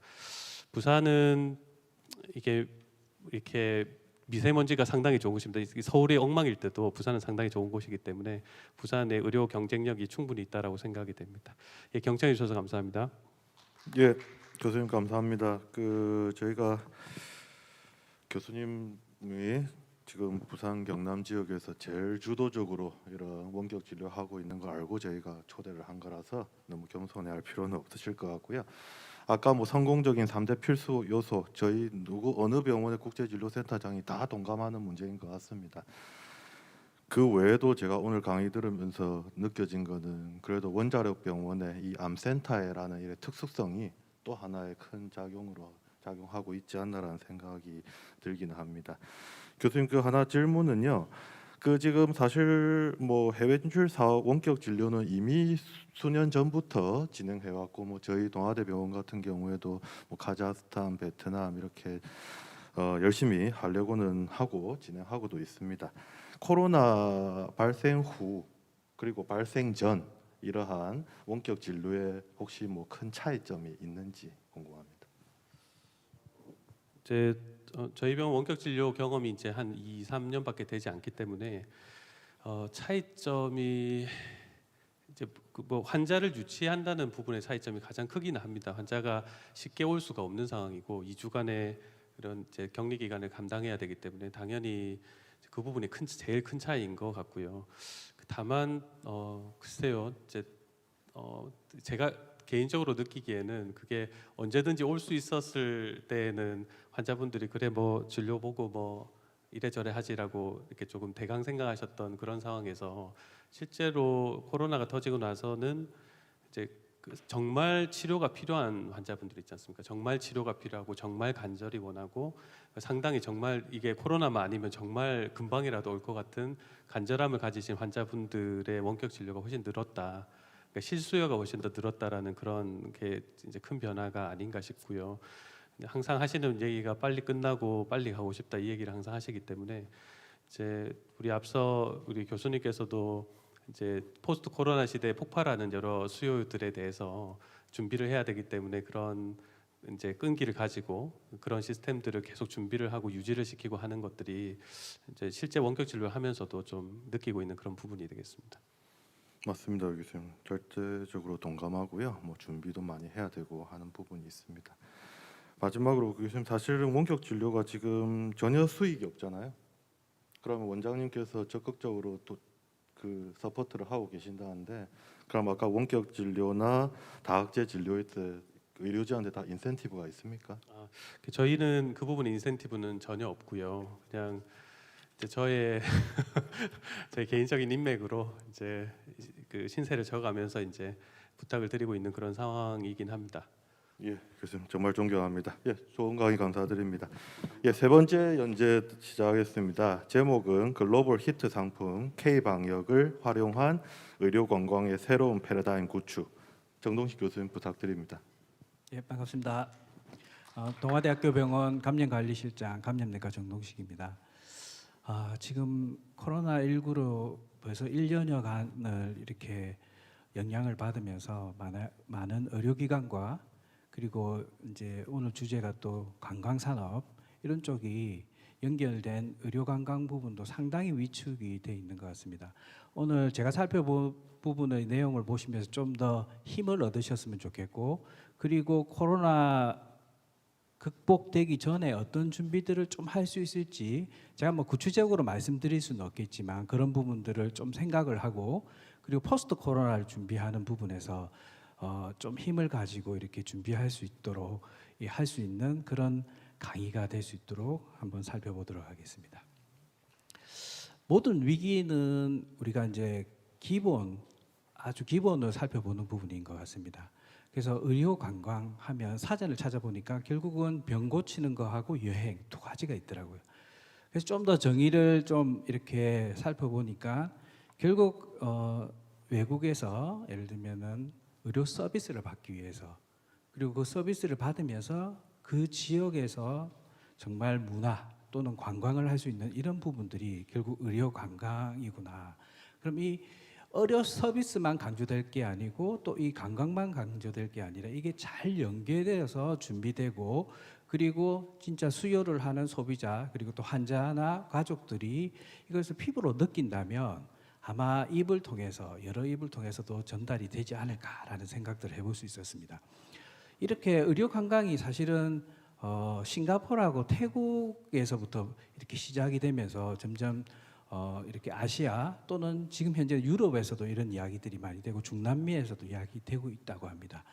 이런 이유 중에 하나가 결국은 나라, 전 세계의 나라 중에서 자국의 의료 서비스에 대해서 이제 불만을 가지게 되는 거죠. 수준이 조금 낮다는 부분, 또는 선진국 같으면 우리가 영국이나 캐나다 같으면 공공의료가 잘 돼 있잖아요. 그래서 1차 진료, 2차 진료 하는데 심지어는 1차 진료 받고 2차 진료, 3차 진료 받기 위해서 한 달 이상을 기다려야 되는 그런 대기 시간의 불편함이 있단 말이죠. 자, 그러면 이런 분들을 정말 타겟팅해서 시장을 조사하는 작업들이 필요하죠. 그래서 이런 부분들의 수요가 있고, 우리나라로 보면은 우리나라 의료 수준이 많이 올라가던데 수가라는 부분 때문에 의료비가 많이 증가된데도 불구하고 세금을 많이 이렇게 지원을 하기가 힘든 부분이 있습니다. 그래서 이제 정부에서는 의료 관광 산업을 성장 동력으로 이렇게 서포트를 해서 의료기관들이 그 수익으로서 어느 정도 수익을 적절히 이룰 수 있도록 하는 부분들이 맞닥뜨려지면서 이런 의료 관광들이 계속 이슈가 되고, 그리고 주제가 이제 이렇게 대두가 되는 것 같습니다. 그리고 이제 자국의 높은 의료 서비스 비용, 해외에서의 다른 나라에서의 비용이 너무 높은 데에 비해서 그 비용을 가지고 만약에 우리나라의 의료 서비스를 이용하고 교통비를 대고 관광까지 할 수 있다라고 하면 이건 엄청나죠. 그래서 이런 분야의 질환이 꼭 이전의 미용이나 성형에 국한되진 않을 것 같아요. 암 환자에만 국한되진 않을 것 같습니다. 그런 부분의 포션들을 또 발견하는 게 필요하고, 그런 욕구들이 있기 때문에 또 의료 관광으로 오시는 분들이 늘어나고 있는 게 아닌가. 그리고 무엇보다도 이런 부분의 정보가 여러 가지 인터넷을 통해서 이렇게 요즘 유튜브를 통해서 많이 전파가 되죠. 그래서 유튜브, 페이스북, SNS 통해서 여러 가지 이런 정보들이 이제 전파가 되니까 이 지식을 알고 이걸 알게 되는 분들이 또 이용을 할 수 있는 경우가 많이 생기는 것 같습니다. 그리고 무엇보다도 의료 관광이란 부분들은 의료뿐만이 아니라 관광 두 가지가 아주 고부가가치 산업이기 때문에 우리 정부에서는 이런 지속적인 노력을 하기 때문에 아마 앞으로도 계속적으로 성장, 발전할 것으로 예상이 됩니다. 이거는 한국 보건산업진흥원에서 이렇게 의료 관광을 활성화시키기 위해서 만든 홈페이지가 있더라고요. 그래서 각 지역에서 홈페이지를 만들어서 의료기관을 연결해주는 그런 부분들인데, 뭐 서울에는 상당히 많은 기관들이 있더라고요, 등록이. 근데 이제 부산을 보고는 부산에 상급종합병원 상당한 많은 병원들이 있는데 4개밖에 등록이 안 돼 있어서 왜 이렇지 했는데, 부산에 또 따로 이렇게 홈페이지를 만들어서 적극적으로 이렇게 준비를 하고 홍보를 하고 있더라고요. 자, 그러면 이 외국인 환자들, 특히 의료관광 부분에서 어떤 변화가 있었는지를 보니까 2009년도에 처음으로 이제 의료법을 개정을 하면서 이제 외국인 환자를 국내에서도 진료가 가능한 법을 만들게 됐습니다. 그래서 그 진료하려는 의료기관은 등록을 하게 되고 국가에서 퀄리티를 관리를 하고 이렇게 모니터링하고 어떤 결과를 리포트 받는 그런 법들이 생기면서 보시면 2009년 이후로는 2009년에 한 6만 명 정도 해외 환자가 진료를 받았는데 쭉 가시면 계속 증가되면서 2016년에 보시면은 해외 진출법이 생겼습니다. 그래서 의료기관이 해외 진출할 수 있고, 그리고 황상인 과장님이 그런 대면 비대면 진료를 하는 부분, 이런 부분도 이 법이 아마 근간이 되어야 되겠죠. 그래서 이 법이 나오면서 또 해외 환자 유치를 하게 되고 그 환자들의 안전과 권리에 관한 부분들까지 좀 더 촘촘하게 법이 나오면서부터는 2018년에 보시면 거의 36만 명, 거의 6배 이상이 증가했습니다. 자, 그러면 앞으로 어떻게 될까? 자, 2020년 코로나19가 완전히 전 세계를 덮었죠. 우리나라도 아마 2020년, 2021년은 엄청나게 감소가 될 걸로 예상이 됩니다. 하지만 자, 이제 의료기관이나 이런 또는 관광 사업에 의료 관광에 종사하시는 분들께는 말씀드리고 싶은 거는 이 K방역으로 대두되는 이 부분들이 전 세계에 그냥 무료로 홍보가 엄청나게 됐습니다. 그래서 우리나라에 대한 의료 시스템에 대한 부분의 수준이 아주 높다라는 부분들이 정말 많은 의료관광 에이전시나 또는 환자들 또는 외국의 의료기관에 알려졌기 때문에 추후에 포스트 코로나 시대에는 정말 준비를 잘 하시고, 그리고 타겟팅하는 대상군들을 잘 선정을 해서 그걸 잘 핸들링해 줄 수 있는 에이전시가 붙어서, 그리고 병원에서 그 담당할 수 있는 분들이 전문화되어서 준비를 해 놓는다면 엄청난 환자를 유치할 수 있지 않을까 개인적으로 생각해 봅니다. 자, 그러면 K방역의 우수성이 어떤 부분이 우수하기 때문에 그러냐? 물론 이제 이 영상을 보시는 많은 분들이 우리가 언론을 통해서 많이 알고 계신 내용인데 그 부분을 제가 다시 한번 또 리마인드 상기시켜 드리겠습니다. 자, 그러면 그 K방역의 우수성을 말씀드리려면 결국은 코로나 상황을 좀 봐야 되고, 우리나라의 코로나 상황을 보려면 전 세계에서 우리나라가 어디에 위치해 있는지를 좀 이해를 해야 될 것 같습니다. 자, 지금 보시면은 제일 왼쪽 위에 숫자가 4,700만 명. 지금 전 세계에 코로나 확진한 숫자가 4,700만 명입니다. 이게 아마 더 많이 늘어날 걸로 예상됩니다. 오른 중간에 이제 지도를 보시면 왼쪽에 그 미국, 아메리카, 중남미 쪽에 빨갛게 많은 확진자가 생기고 있고, 유럽 쪽, 중간에 유럽 쪽은 엄청나죠. 그리고 아프리카에도 계속 생기고 있습니다. 그리고 오른쪽에 또 한 부분 보시면 인도도 아주 급격하게 많이 생기고 있고요. 러시아는 대체로 보면 유럽 쪽에 있는 러시아에서 많은 확진자가 생기고 있습니다. 자, 일본도 보이고 있고요. 그리고 오른쪽 아래 노란색 그래프를 보시면 매일 생기고 있는 일일 확진자 수입니다. 어떻습니까? 급격하게 올라가고 있습니다. 급격하게 지금 현재 올라가고 있는데 끝에서 약간 이제 유럽에서 락다운을 하면서부터는 환자가 조금 줄면서는 약간 아래로 그래프가 내려가는데 어쨌든 전 세계에서 이렇게 많은 확진자가 생기고 있죠. 그러므로 인해서 많은 나라에서는 입국을 하게 되면 자가격리를 2주를 해야 되는 경우, 10일이나 2주를 해야 되는 경우들이 많기 때문에 정말 의료 관광을 하기가 힘든 상황이 됩니다. 하지만 이 신규 확진자가 보시면 이 그래프를 보시면 쭉 타고 올라가는 게 보시면 이제 우리가 이제 그 인도가 되겠습니다. 인도. 그리고 빨간색 그래프를 보시면 미국인데 일일 확진자가 지금은 9월까지 나와 있지만 11월 최근 데이터는 하루에 거의 8만 명, 10만 명까지 나오고 있습니다. 그래서 이렇게 조절이 안 되는 국가들이 있죠. 자, 그래서 좀 10만 명당 코로나19 발생률로 나라를 비교해 보니까 미국은 뭐 거의 한 3만 명 정도, 영국은 16,000명, 자, 우리나라는 525명이죠. 근데 이 부분에서 제가 말씀드리고 싶은 거는 그냥 포스트 코로나까지 기다리지는 않더라도 이렇게 코로나가 잘 조절되는 나라들이 아마 리스트가 나올 것 같습니다.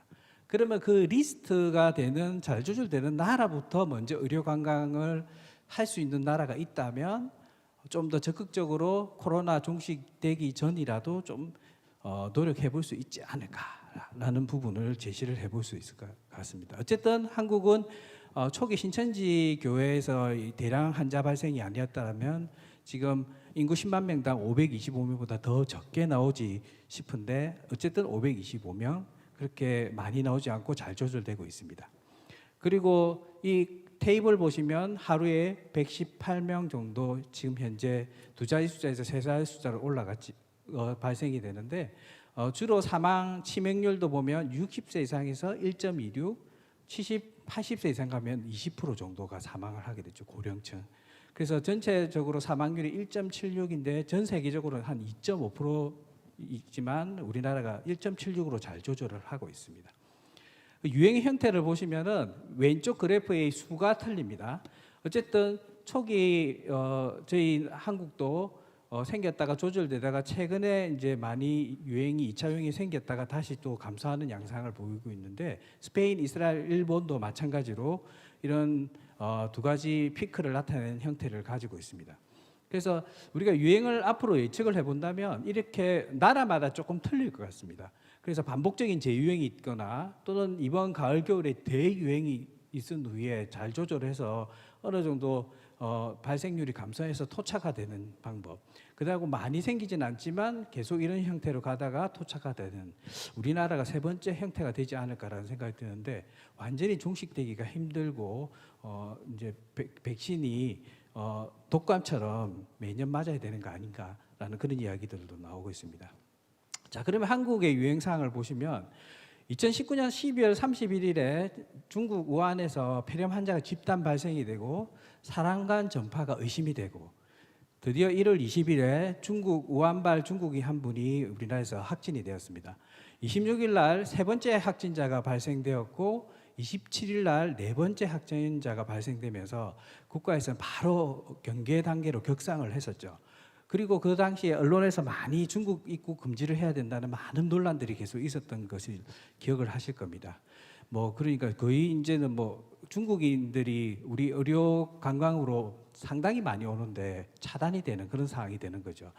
그때 1월 27일 날 서울역 안쪽에 회의실에서 보건당국 관리들하고 제약회사 대표자들이 모여가지고 이 진단을 어떻게 할 것이냐라고 긴급 회의를 하게 됐습니다. 그리고 그 이후에 일주일 뒤에 진단 시약이 개발이 되고 1차 유행 신천지가 대량으로 환자가 발생할 때 드디어 드라이브 스루 선별 진료소를 만들어서 그 개발된 PCR 검사를 통해서 엄청 많은 환자들, 특히 29만 명이 넘는 환자를 검사를 해서 29만 명의 사람들을 검사해서 8천 명의 확진자를 가려야 되면서 신규 확진자를 컨트롤하는 그런 단계에 이르렀습니다.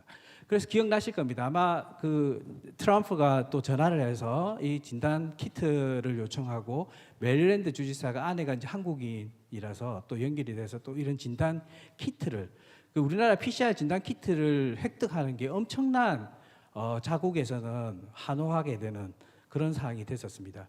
그래서 거의 한 106개국에 1억 5,670만 불 정도로 되는 진단 키트를 수출을 했죠. 그러면서 정말 이런 짧은 기간에 이 PCR 기계를 진단 시약을 개발한 한국에 대해서 그리고 정확도도 다른 여러 가지 항원 항체 검사법이라든지 다른 검사법에서 비해서도 우수하다는 게 많이 알려지면서 우리나라의 의료 기술의 우수성, 스마트폰뿐만이 아니라 의료 기술 부분에서도 대두되기 시작한 거죠. 그 이후에 3월 8일에 구로구 콜센터 이태원 집단 감염이 5월 6일에 발생합니다. 이 부분은 이태원 집단 감염에 있어서 또 K 방역의 중요한 부분을 말씀드리겠습니다. 그리고 8월 13일 2차 유행이 시작되고 광화문 집회 이후에 많이 생겼다가 지금 조금 조절이 되고 있습니다. 자, 이런 우리나라 이 코로나19 유행이 있을 때 K 방역으로 우리나라가 어떤 지역사회 예방 방역 전략을 했냐?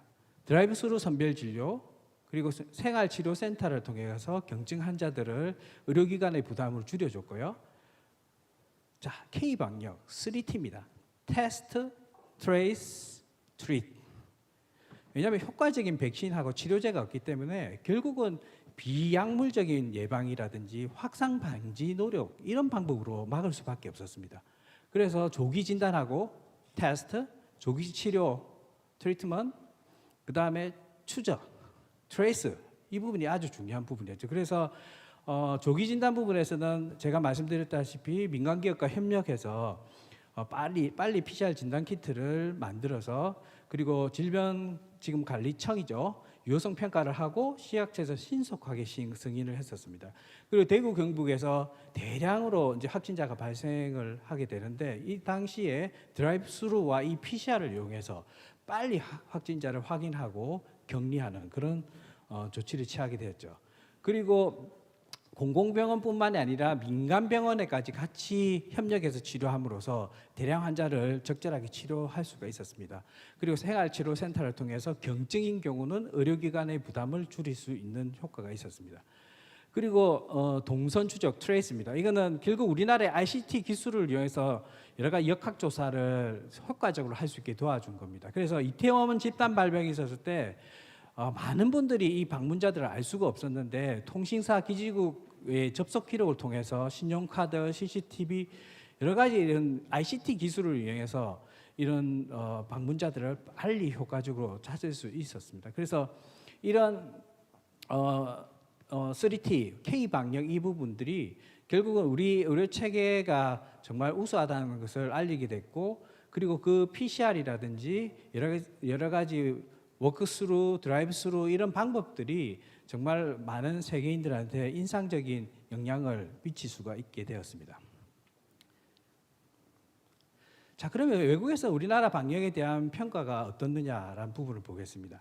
자, 이 그래프를 보시면 그 국가의 대응 수치를 나타내는 게 높을수록 빨리 대응을 하는 겁니다. 근데 우리나라는 아래에 가로에 확진자가 한 명 생기고 난 이후 일주일 만에 대응 수치가 거의 50% 이상으로 쭉 올라가면서 적절하게 대응이 되면서 확진자 수가 줄었는데 미국 같은 경우는 100명이 확진자가 생길 때까지 국가의 대응 수치가 느렸고 그리고 영국 같은 경우는 거의 1000명 가까울 때까지 대응을 적절하게 하지 못했죠. 그래서 우리나라가 적절하게 대응을 했었고 이 그래프는 이 코비드 19에 대해서 얼마나 보건학적으로 적절하게 잘 컨트롤했냐라는 부분인데 우리가 사망자 수, 발생률, 감염 재생산 지수 이 세 가지 요소를 가지고 평가를 OECD 중에서 나라에서 평가를 했는데 제일 왼쪽에 보시면 우리나라가 가장 적절하게 잘 평가했다라고 이렇게 평가를 전 세계적으로 하고 있습니다. 그래서 이런 부분들이 지금 한국, 미국, 독일 특히 이제 선진국에서도 보면은 이 그래프는 오른쪽에 2019년 코로나 생기기 전에 어떤 감염 질환을 디텍트하고 리포트하는 부분의 시스템이 어느 나라가 제일 잘 됐느냐? 미국이 1등이고 우리나라가 5등이고 독일이 10위였는데요. 실제 코로나가 발생됐을 때 보면 왼쪽 그래프 보시면 우리나라가 아주 초기부터 1000명당 코비드 테스트가 아주 높게 나오면서 미국은 한참 동안 이렇게 테스트가 늦어지고 있죠.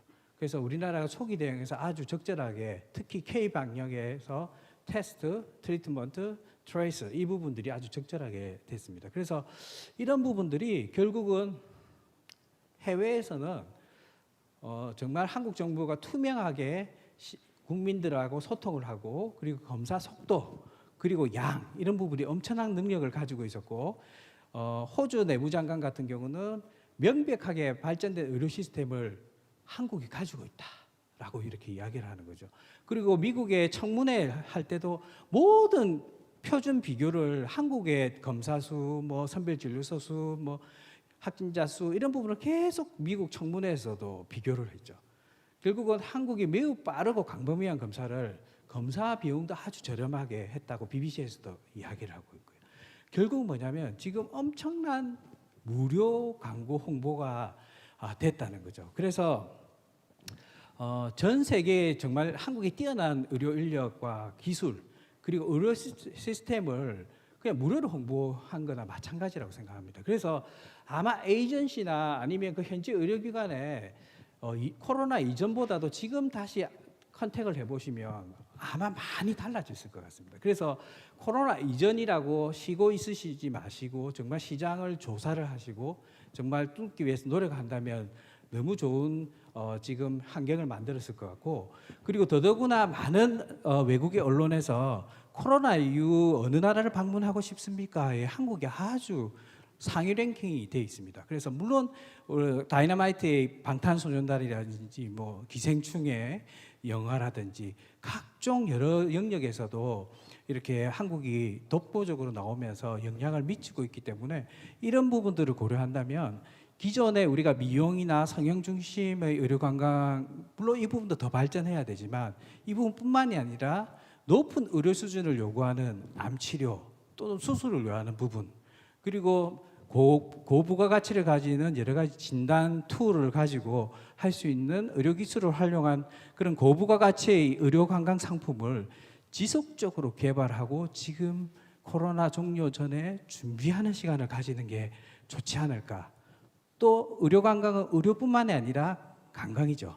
그래서 K-팝, K-푸드, K-컬처 부산에 있는 독보적인 장점이 되는 이런 문화적인 요소들을 잘 발굴하고 연계해서 의료 관광에 지금 위기가 될 수 있지만 정말 포스트 코로나 이후에는 아마 폭발적으로 증가할 수 있는 여지가 충분히 있다고 생각합니다. 그래서 이 힘든 시기에 위기가 기회가 될 수 있도록 의료기관과 그리고 관광업에 종사하시는 분들 힘내시고 준비하는 좋은 시간이 될 수 있기를 바라겠습니다. 이상입니다. 예, 정동식 교수님 감사드립니다.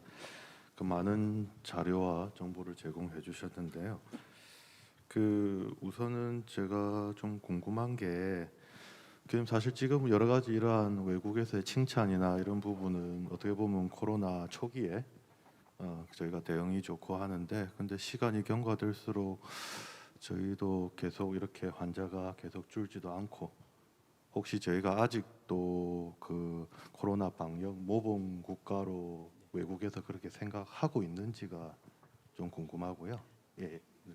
예, 중요한 질문을 또 해주셨는데 저희는 사실은 100명 내외로 이렇게 확진자가 생기는 것 자체에 대해서도 아주 이렇게 좀 많이 생긴 거 아닌가 생각을 하는데 제가 지금 최근에 이제 코로나 치료제를 캐나다 제약회사하고 해서 삼상 연구를 하고 있는데 그 캐나다에 있는 스폰서 쪽에 있는 담당자하고 이야기하다 보면 한국이 너무 컨트롤을 잘하고 있다라고 이야기를 합니다. 그래서 100명이 사실은 많은 수 같아 보이긴 하지만 제가 말씀드렸던 10만 명당 환자 수를 보여드렸는데 이게 그렇게 많은 수는 아닙니다. 물론 그렇다고 해서 안심을 해야 되는 건 아니지만 그래서 이제 지금의 우리나라 방역 부분도 계속 개선을 하고 적응을 해야 되는 부분이지만 전 세계를 비교할 때 아직은 모범국이라고 할 수 있을 것 같습니다.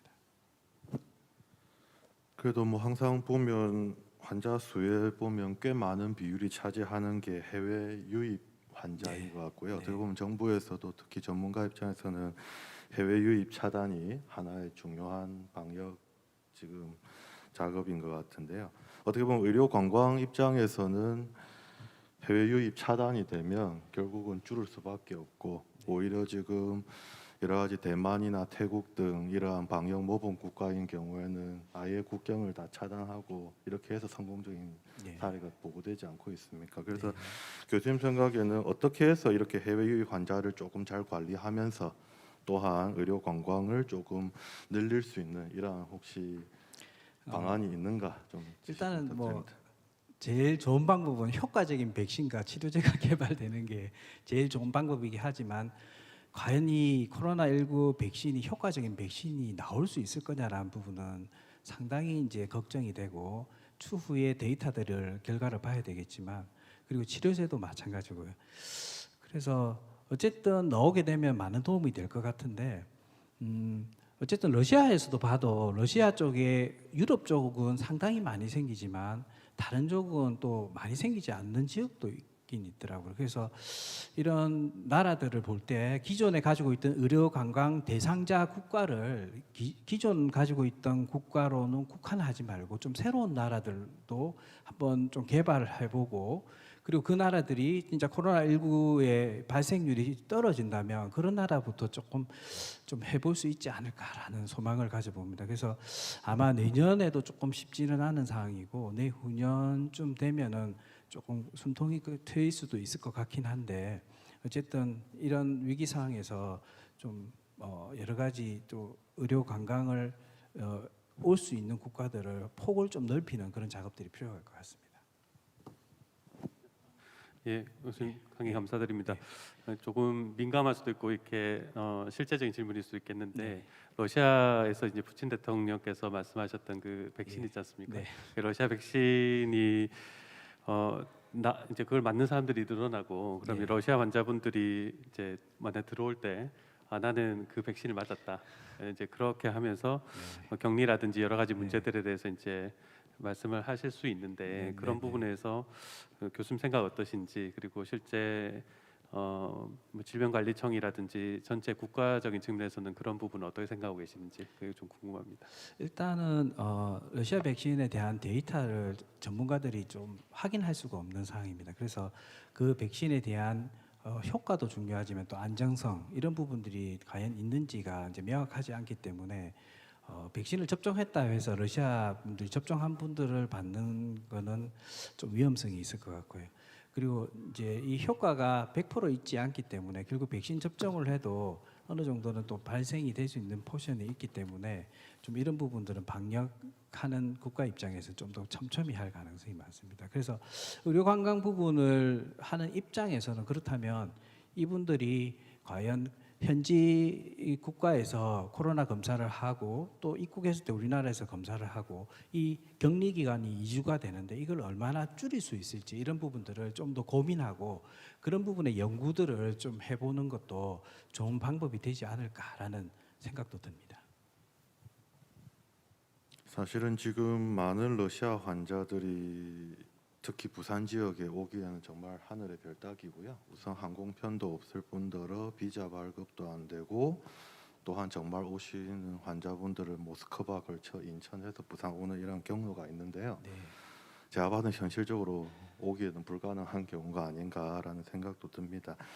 뭐 사실은 좀 시간이 경과되고 오래되다 보니까 조금 디센서타이제이션 됐다 할까요? 사실 뭐 사회적 거리두기도 이제 뭐 5단계로 나눠서 이렇게 조금 개인적으로는 좀 완화가 되지 않았나라는 생각도 좀 부분이 있는데 그럼 예를 들어서 러시아 환자들이 이렇게 조금 치료해야 될 환자가 필요한 경우에 사실 어떻게 보면 전문가이시고 방역의 최전선에 계시는 전문가라서 어떤 상황이 되었을 때 부산하고 브라디보스톡이 직항편이 생길 것 같고 언제 돼서 환자가 오는데 2주간 자가격리 안 해도 되는 그러한 조건이 어떨 것 같습니까? 중요한 질문을 하신 것 같은데 과연 러시아는 엄청나게 넓은 나라고 미국도 엄청나게 넓은 나라고 중국도 엄청나게 영토가 넓지 않습니까? 그런데 이제 그 영토 안에서도 만약에 블라디보스톡에서 2주 이상의 지역사회 감염이 없다. 라고 할 때 제가 보기엔 좀 그런 부분들은 정부하고 상의해가지고 항공편으로 올 때 그쪽에서 검사해서 음성이고 우리 쪽에 들어왔을 때 음성이라면 조금 이런 부분들을 좀 정부와 상의를 해볼 수 있지 않을까라는 생각됩니다. 그래서 그 현지에 주로 있는 지역에서의 코로나 확진자 수가 어떻게 되느냐, 특히 지역사회 감염의 수가 어떻게 되느냐가 아주 중요한 팩터가 될 수 있을 것 같습니다. 예, 교수님 좋은 강의 감사드립니다. 예, 네 번째 주제는 포스트 코로나 대비 외국인 환자 유치업체 역할, 안나 대표께서 발표해 주시겠습니다. 부탁드립니다. 반갑습니다. 포스트 코로나 대비 외국인 환자 유치 업체의 역할에 대해서 발표하도록 하겠습니다.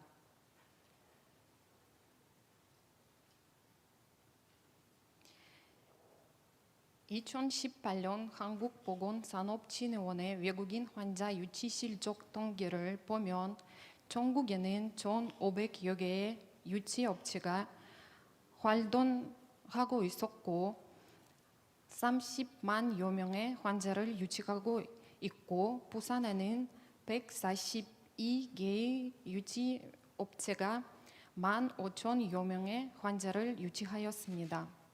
부산에 유치된 외국인 환자 중 러시아 환자는 2018년 5,000여 명이며 그중 우리 업체 산비타는 매년 500명 환자를 유치하고 있었습니다. 러시아 환자들이 부산으로 오는 이유로 크게 세 가지 볼 수 있습니다.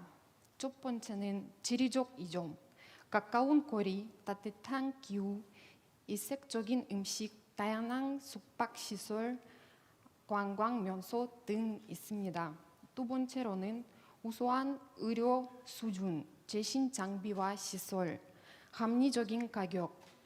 한국은 미국, 독일, 이스라엘, 일본 등 잘하는 다른 나라보다 우수한 의료 서비스 대비 합리적인 가격을 제공하고 있습니다. 세 번째로는 의료 관광 전문 유치 업체를 통한 정확한 통역 및 컨시어지 서비스도 있습니다.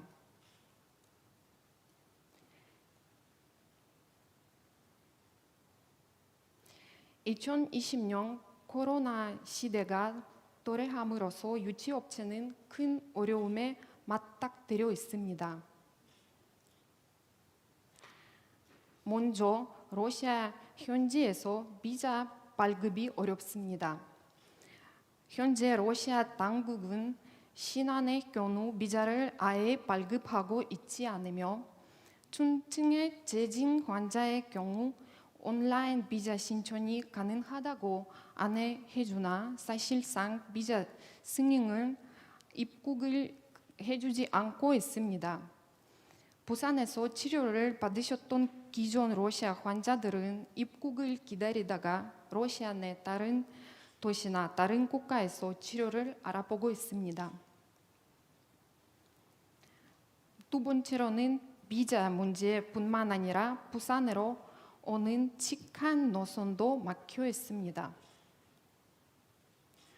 코로나 전에는 세계 항공사에서 블라디보스토크 부산 직항 노선을 주 10회 이상 운항하고 있었으나 현재 10월 23일부터 인천 모스크바행 비행기가 주 1회만 운항하고 있고 그러나 부산 환자는 95% 이상 다 극동 러시아 지역에 살고 있어 모스크바를 거쳐 16시간 동안 비행기를 타고 오는 것은 시간적, 비용적 부담이 큽니다. 외국인 환자 유치의 가장 큰 걸림돌은 이주 자가 격리입니다.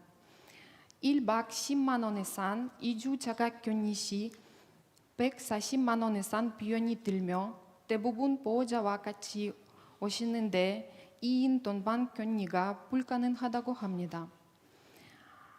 비용적인 부분 이외에도 2주 동안 호텔 직원과 의사소통 어려움, 음식이 맞지 않는 문제 등이 있습니다. 중증 환자의 경우 2주 동안 호텔 방에서 혼자 있는 것이 염려되어 병원 격리실에서 격리하면서 동시에 치료를 원하는 경우가 많습니다. 하지만 국내 의료진의 동의를 얻기 어렵습니다. 2019년에 조이산 비타 부산에 유치한 환자는 569명이었으나 올해 4월달 전에 입국한 환자 수는 29명밖에 없습니다. 4월달 이후 환자 한 명도 입국하지 못했습니다. 이는 비단 상비타의 일만이 아닙니다. 뼈에서 보시다시피 이미 폐업 신고를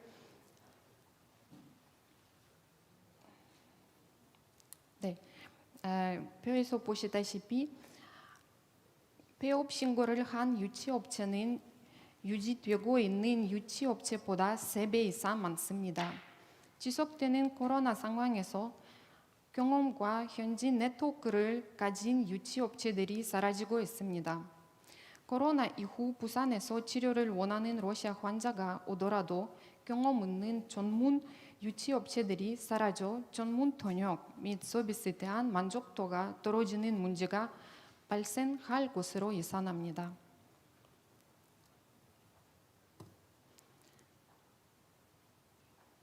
코로나로 외국인 환자 유치 시장이 어렵지만 코로나 이후를 대비하고 있어야 한다고 생각합니다. 현재 러시아에서는 중증 환자만 병원 치료가 가능하고 일반 진료는 아예 불가능합니다.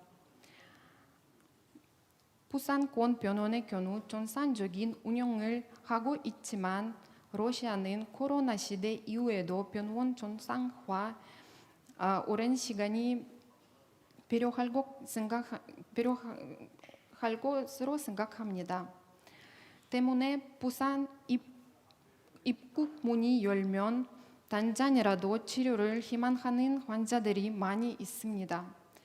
먼저 유치업체의 환자 네트워크를 유지하기 위해 단장의 실환자로 이어지지 않더라도 고객과 소통으로 관계를 이어나가는 것이 중요하다고 생각합니다. 대면이 힘든 상황이기 때문에 이메일, 문자, SNS 등 온라인 매체로 실시간 정보 제공, 개입 반역, 환자 맞춤형 웰빙에 대해 추가 정보 제공이 필요하다고 생각합니다. 코로나 이전에는 구정 효과가 환자 창출에 큰 역할을 했습니다. 한 명의 환자가 부산에서 잘 치료받고 돌아가면 현지에서 지인들에게 부산 의료관광에 대해서 많은 추천을 드리고 신환자로 이어지는 연결고리 역할을 하였습니다. 코로나 이후에는 비대면 매체를 활용한 홍보 채널의 다양화가 필요합니다. 정부기관, 지자체, 협력 의료기관의 파트너십을 이용하여 새로운 기술을 홍보하는 것이 필요합니다. 온택트 시대에 맞춰 원격 치료가 이슈화되고 있으나 원격 치료는 신뢰할 수 없는 현지 데이터, 정확한 진단 및 환자 상태 확인 불가능, 치료 및 시술, 약 처방 불가능하다는 점에서 수익성이 나지 않고 단기적인 행사뿐이라고 생각합니다. 코로나 시기에는 어쩔 수 없는 대안으로 온택트를 이야기를 할 수밖에 없지만 콘택트만큼 관계 형성에 효과적인 것은 없습니다. 해서 온라인 행사도 좋지만 유치업체들이 현지 네트워크를 강화할 수 있는 실물 홍보 지원이 필요하다고 생각합니다. 유례 없는 코로나 팬데믹으로 해외 환자 유치업이 큰 충격을 입은 것은 사실입니다. 특정 지역에서 이미 코로나 바이러스가 최고조에 달했다는 징후가 있고 여러 국가에서 사회적 거리두기 제한을 해제하면서 천천히 일상으로 돌아가기 시작했습니다. 현재 해외 환자 유치는 어렵지만 현지 업체와 관계 유지를 통한 신뢰도 향상 및 협력 의료기관의 관계 유지를 통한 생존 전략이 필요합니다. 위기는 곧 기대라는 말이 있듯이 현재 해외 환자 유치 시장은 매우 어렵지만 이 시기를 잘 극복하면 제2의 코로나가 오더라도 이겨낼 수 있는 힘이 생긴다고 믿습니다. 네, 발표를 이상하도록 하겠습니다. 감사합니다. 예, 안나 대표님 그 발표하신다고 수고 많으셨습니다. 예, 그 시간이 지금 10분 정도 남았는데요. 안나 대표님께 좀 질문해도 될까요? 네. 예, 예. 아까 이야기하신 그 환자가 부산으로 오는 이유에 대해서 세 가지를 언급하셨는데요. 네. 근데 아무래도 보면 수도권의 64%에 비하면 부산이 엄청 작은 수치죠. 4%. 네, 맞습니다. 그러니까 제가 오히려 되묻고 싶은 거는 이렇게 부산으로 안 오는 이유는 뭘까요? 그러니까 어떤 문제가 있는지 조금. 문제보다는 서울이란 다른 도시랑 직항 비행기 워낙 많이 있으니까 뭐 예를 들면 하바rov스크하고 인천공항 직항 비행기도 있고 다른 사할린도 그렇고 여러 가지 지리적인 문제 때문에 부산으로 그만큼 많이 안 오신다고 생각하고 있고요. 그래서 부산 특별히 문제 있는 거 아니고 그냥 서울이 워낙 발달이 잘 되어 있으니까 특히 노선이 많이 있기 때문에 환자분들은 그쪽으로 더 많이 오신다고 생각하고 있습니다. 알겠습니다. 그 지금 아마 제가 봐서는 직항편도 그렇지만 비자 문제가 네, 제일 문제가 되는 것 같아요. 네, 실제로 아마 제가 파악하기로도 아마 지금 비자 발급 받으려면 일단은 병원에서의 네, 보증 네, 그리고 보증 내용을 보면 뭐 여러 가지 민사적, 형사적 책임까지 언급하고 있다 보니까 네, 아마도 많은 병원들이 이에 대한 많은 부담을 갖고 있는 것 같습니다. 네. 예, 혹시 뭐 비자 문제가 해결돼야 되는데 이런 문제들에 대해서 혹시 정부나 또는 외교부나 또 부산시에서 네. 어떤 유치업체에 대한 어떤 구체적인 좀 대안이나 해결 방법을 제시한 거 있나요? 뭐 사실은 이렇게 비자 문제는 부산 정부나 우리 입장에서는 어떻게 해결할 수 없으시잖아요. 이거 국가에서 이렇게 내려가는 대안이다 보니까 우리가 아무것도 할 수 없고요. 그래서 기다릴 수밖에 없는 상황이니까 그냥 기다려보고 만약에 조금이라도 비자 문제가 해결이 되면 우리가 빨리빨리 다 응대하고 빨리 해결할 수 있도록 노력하도록 하겠습니다. 실제로 아마 정말로 오늘 이 심포지움 라이브로 보고 계시는 우리 부산시 관계자나 또는 그 외교부 관계자 있다면 아마 이 비자 문제에 대해서 조금 더 현명한 이런 해결책을 좀 찾아야 될 거는 같습니다. 예, 그럼 지금 보면 많은 업체들이 좀 폐업하고는 있는데요. 네. 잠시 폐업입니까? 아니면 아예 안 하는 겁니까? 저도 확실하게 모르겠지만 왜냐하면 이거 통계로 나오는 그 수치니까 제 생각으로는 만약에 유지만 할 수 있으면 나중에 코로나 다 지나고 나서 다 빨리 회복이 될 수 있긴 있어요. 근데 문제가 뭐냐면 전문적인 그 통역사들이 만약에 지금 당장 일이 없으면 다른 분야로 빨리빨리 다 가거든요. 우리도 같은 상황이니까 지금 다른 조금 분야를 보고 있어요. 왜냐하면 살아야 되잖아요.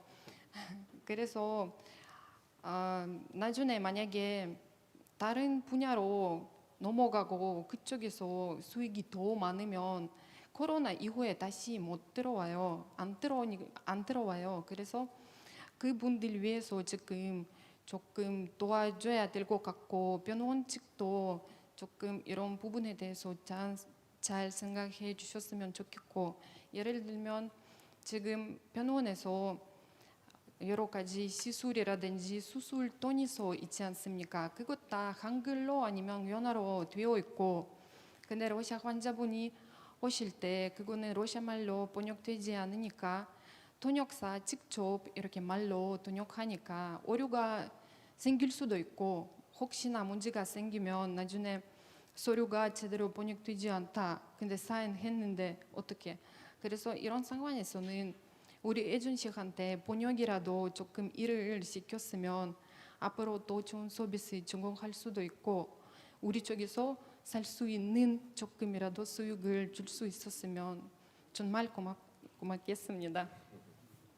아마 많은 에이전시의 고충은 저희들이 다 알고요. 특히 많은 환자들이 치료를 받아야 되고, 특히 항암 환자들이 2차, 3차 진료를 해야 되는데 지금 못 오고 있는 상당히 안타까운 사연들도 아마 저희 의료진들이 많이 듣고는 있습니다. 그래서 일부 병원에서는 지금 이러한 보증이라는 위험을 감수하더라도 조금 정말 중환들, 재진 환자들을 위해서 조금 비자를 받고 좀 올 수 있는 이러한 대안들을 많이 마련하고 있으니까 에이전시 측에서도 조금 더 힘내시고 네. 좀 지켜봐 주셨으면 감사하겠습니다. 예, 네, 감사합니다. 감사합니다. 예, 심포지움을 위해 귀한 시간 내어 훌륭한 말씀 주신 네 분의 연작께 다시 한번 감사의 말씀을 드립니다.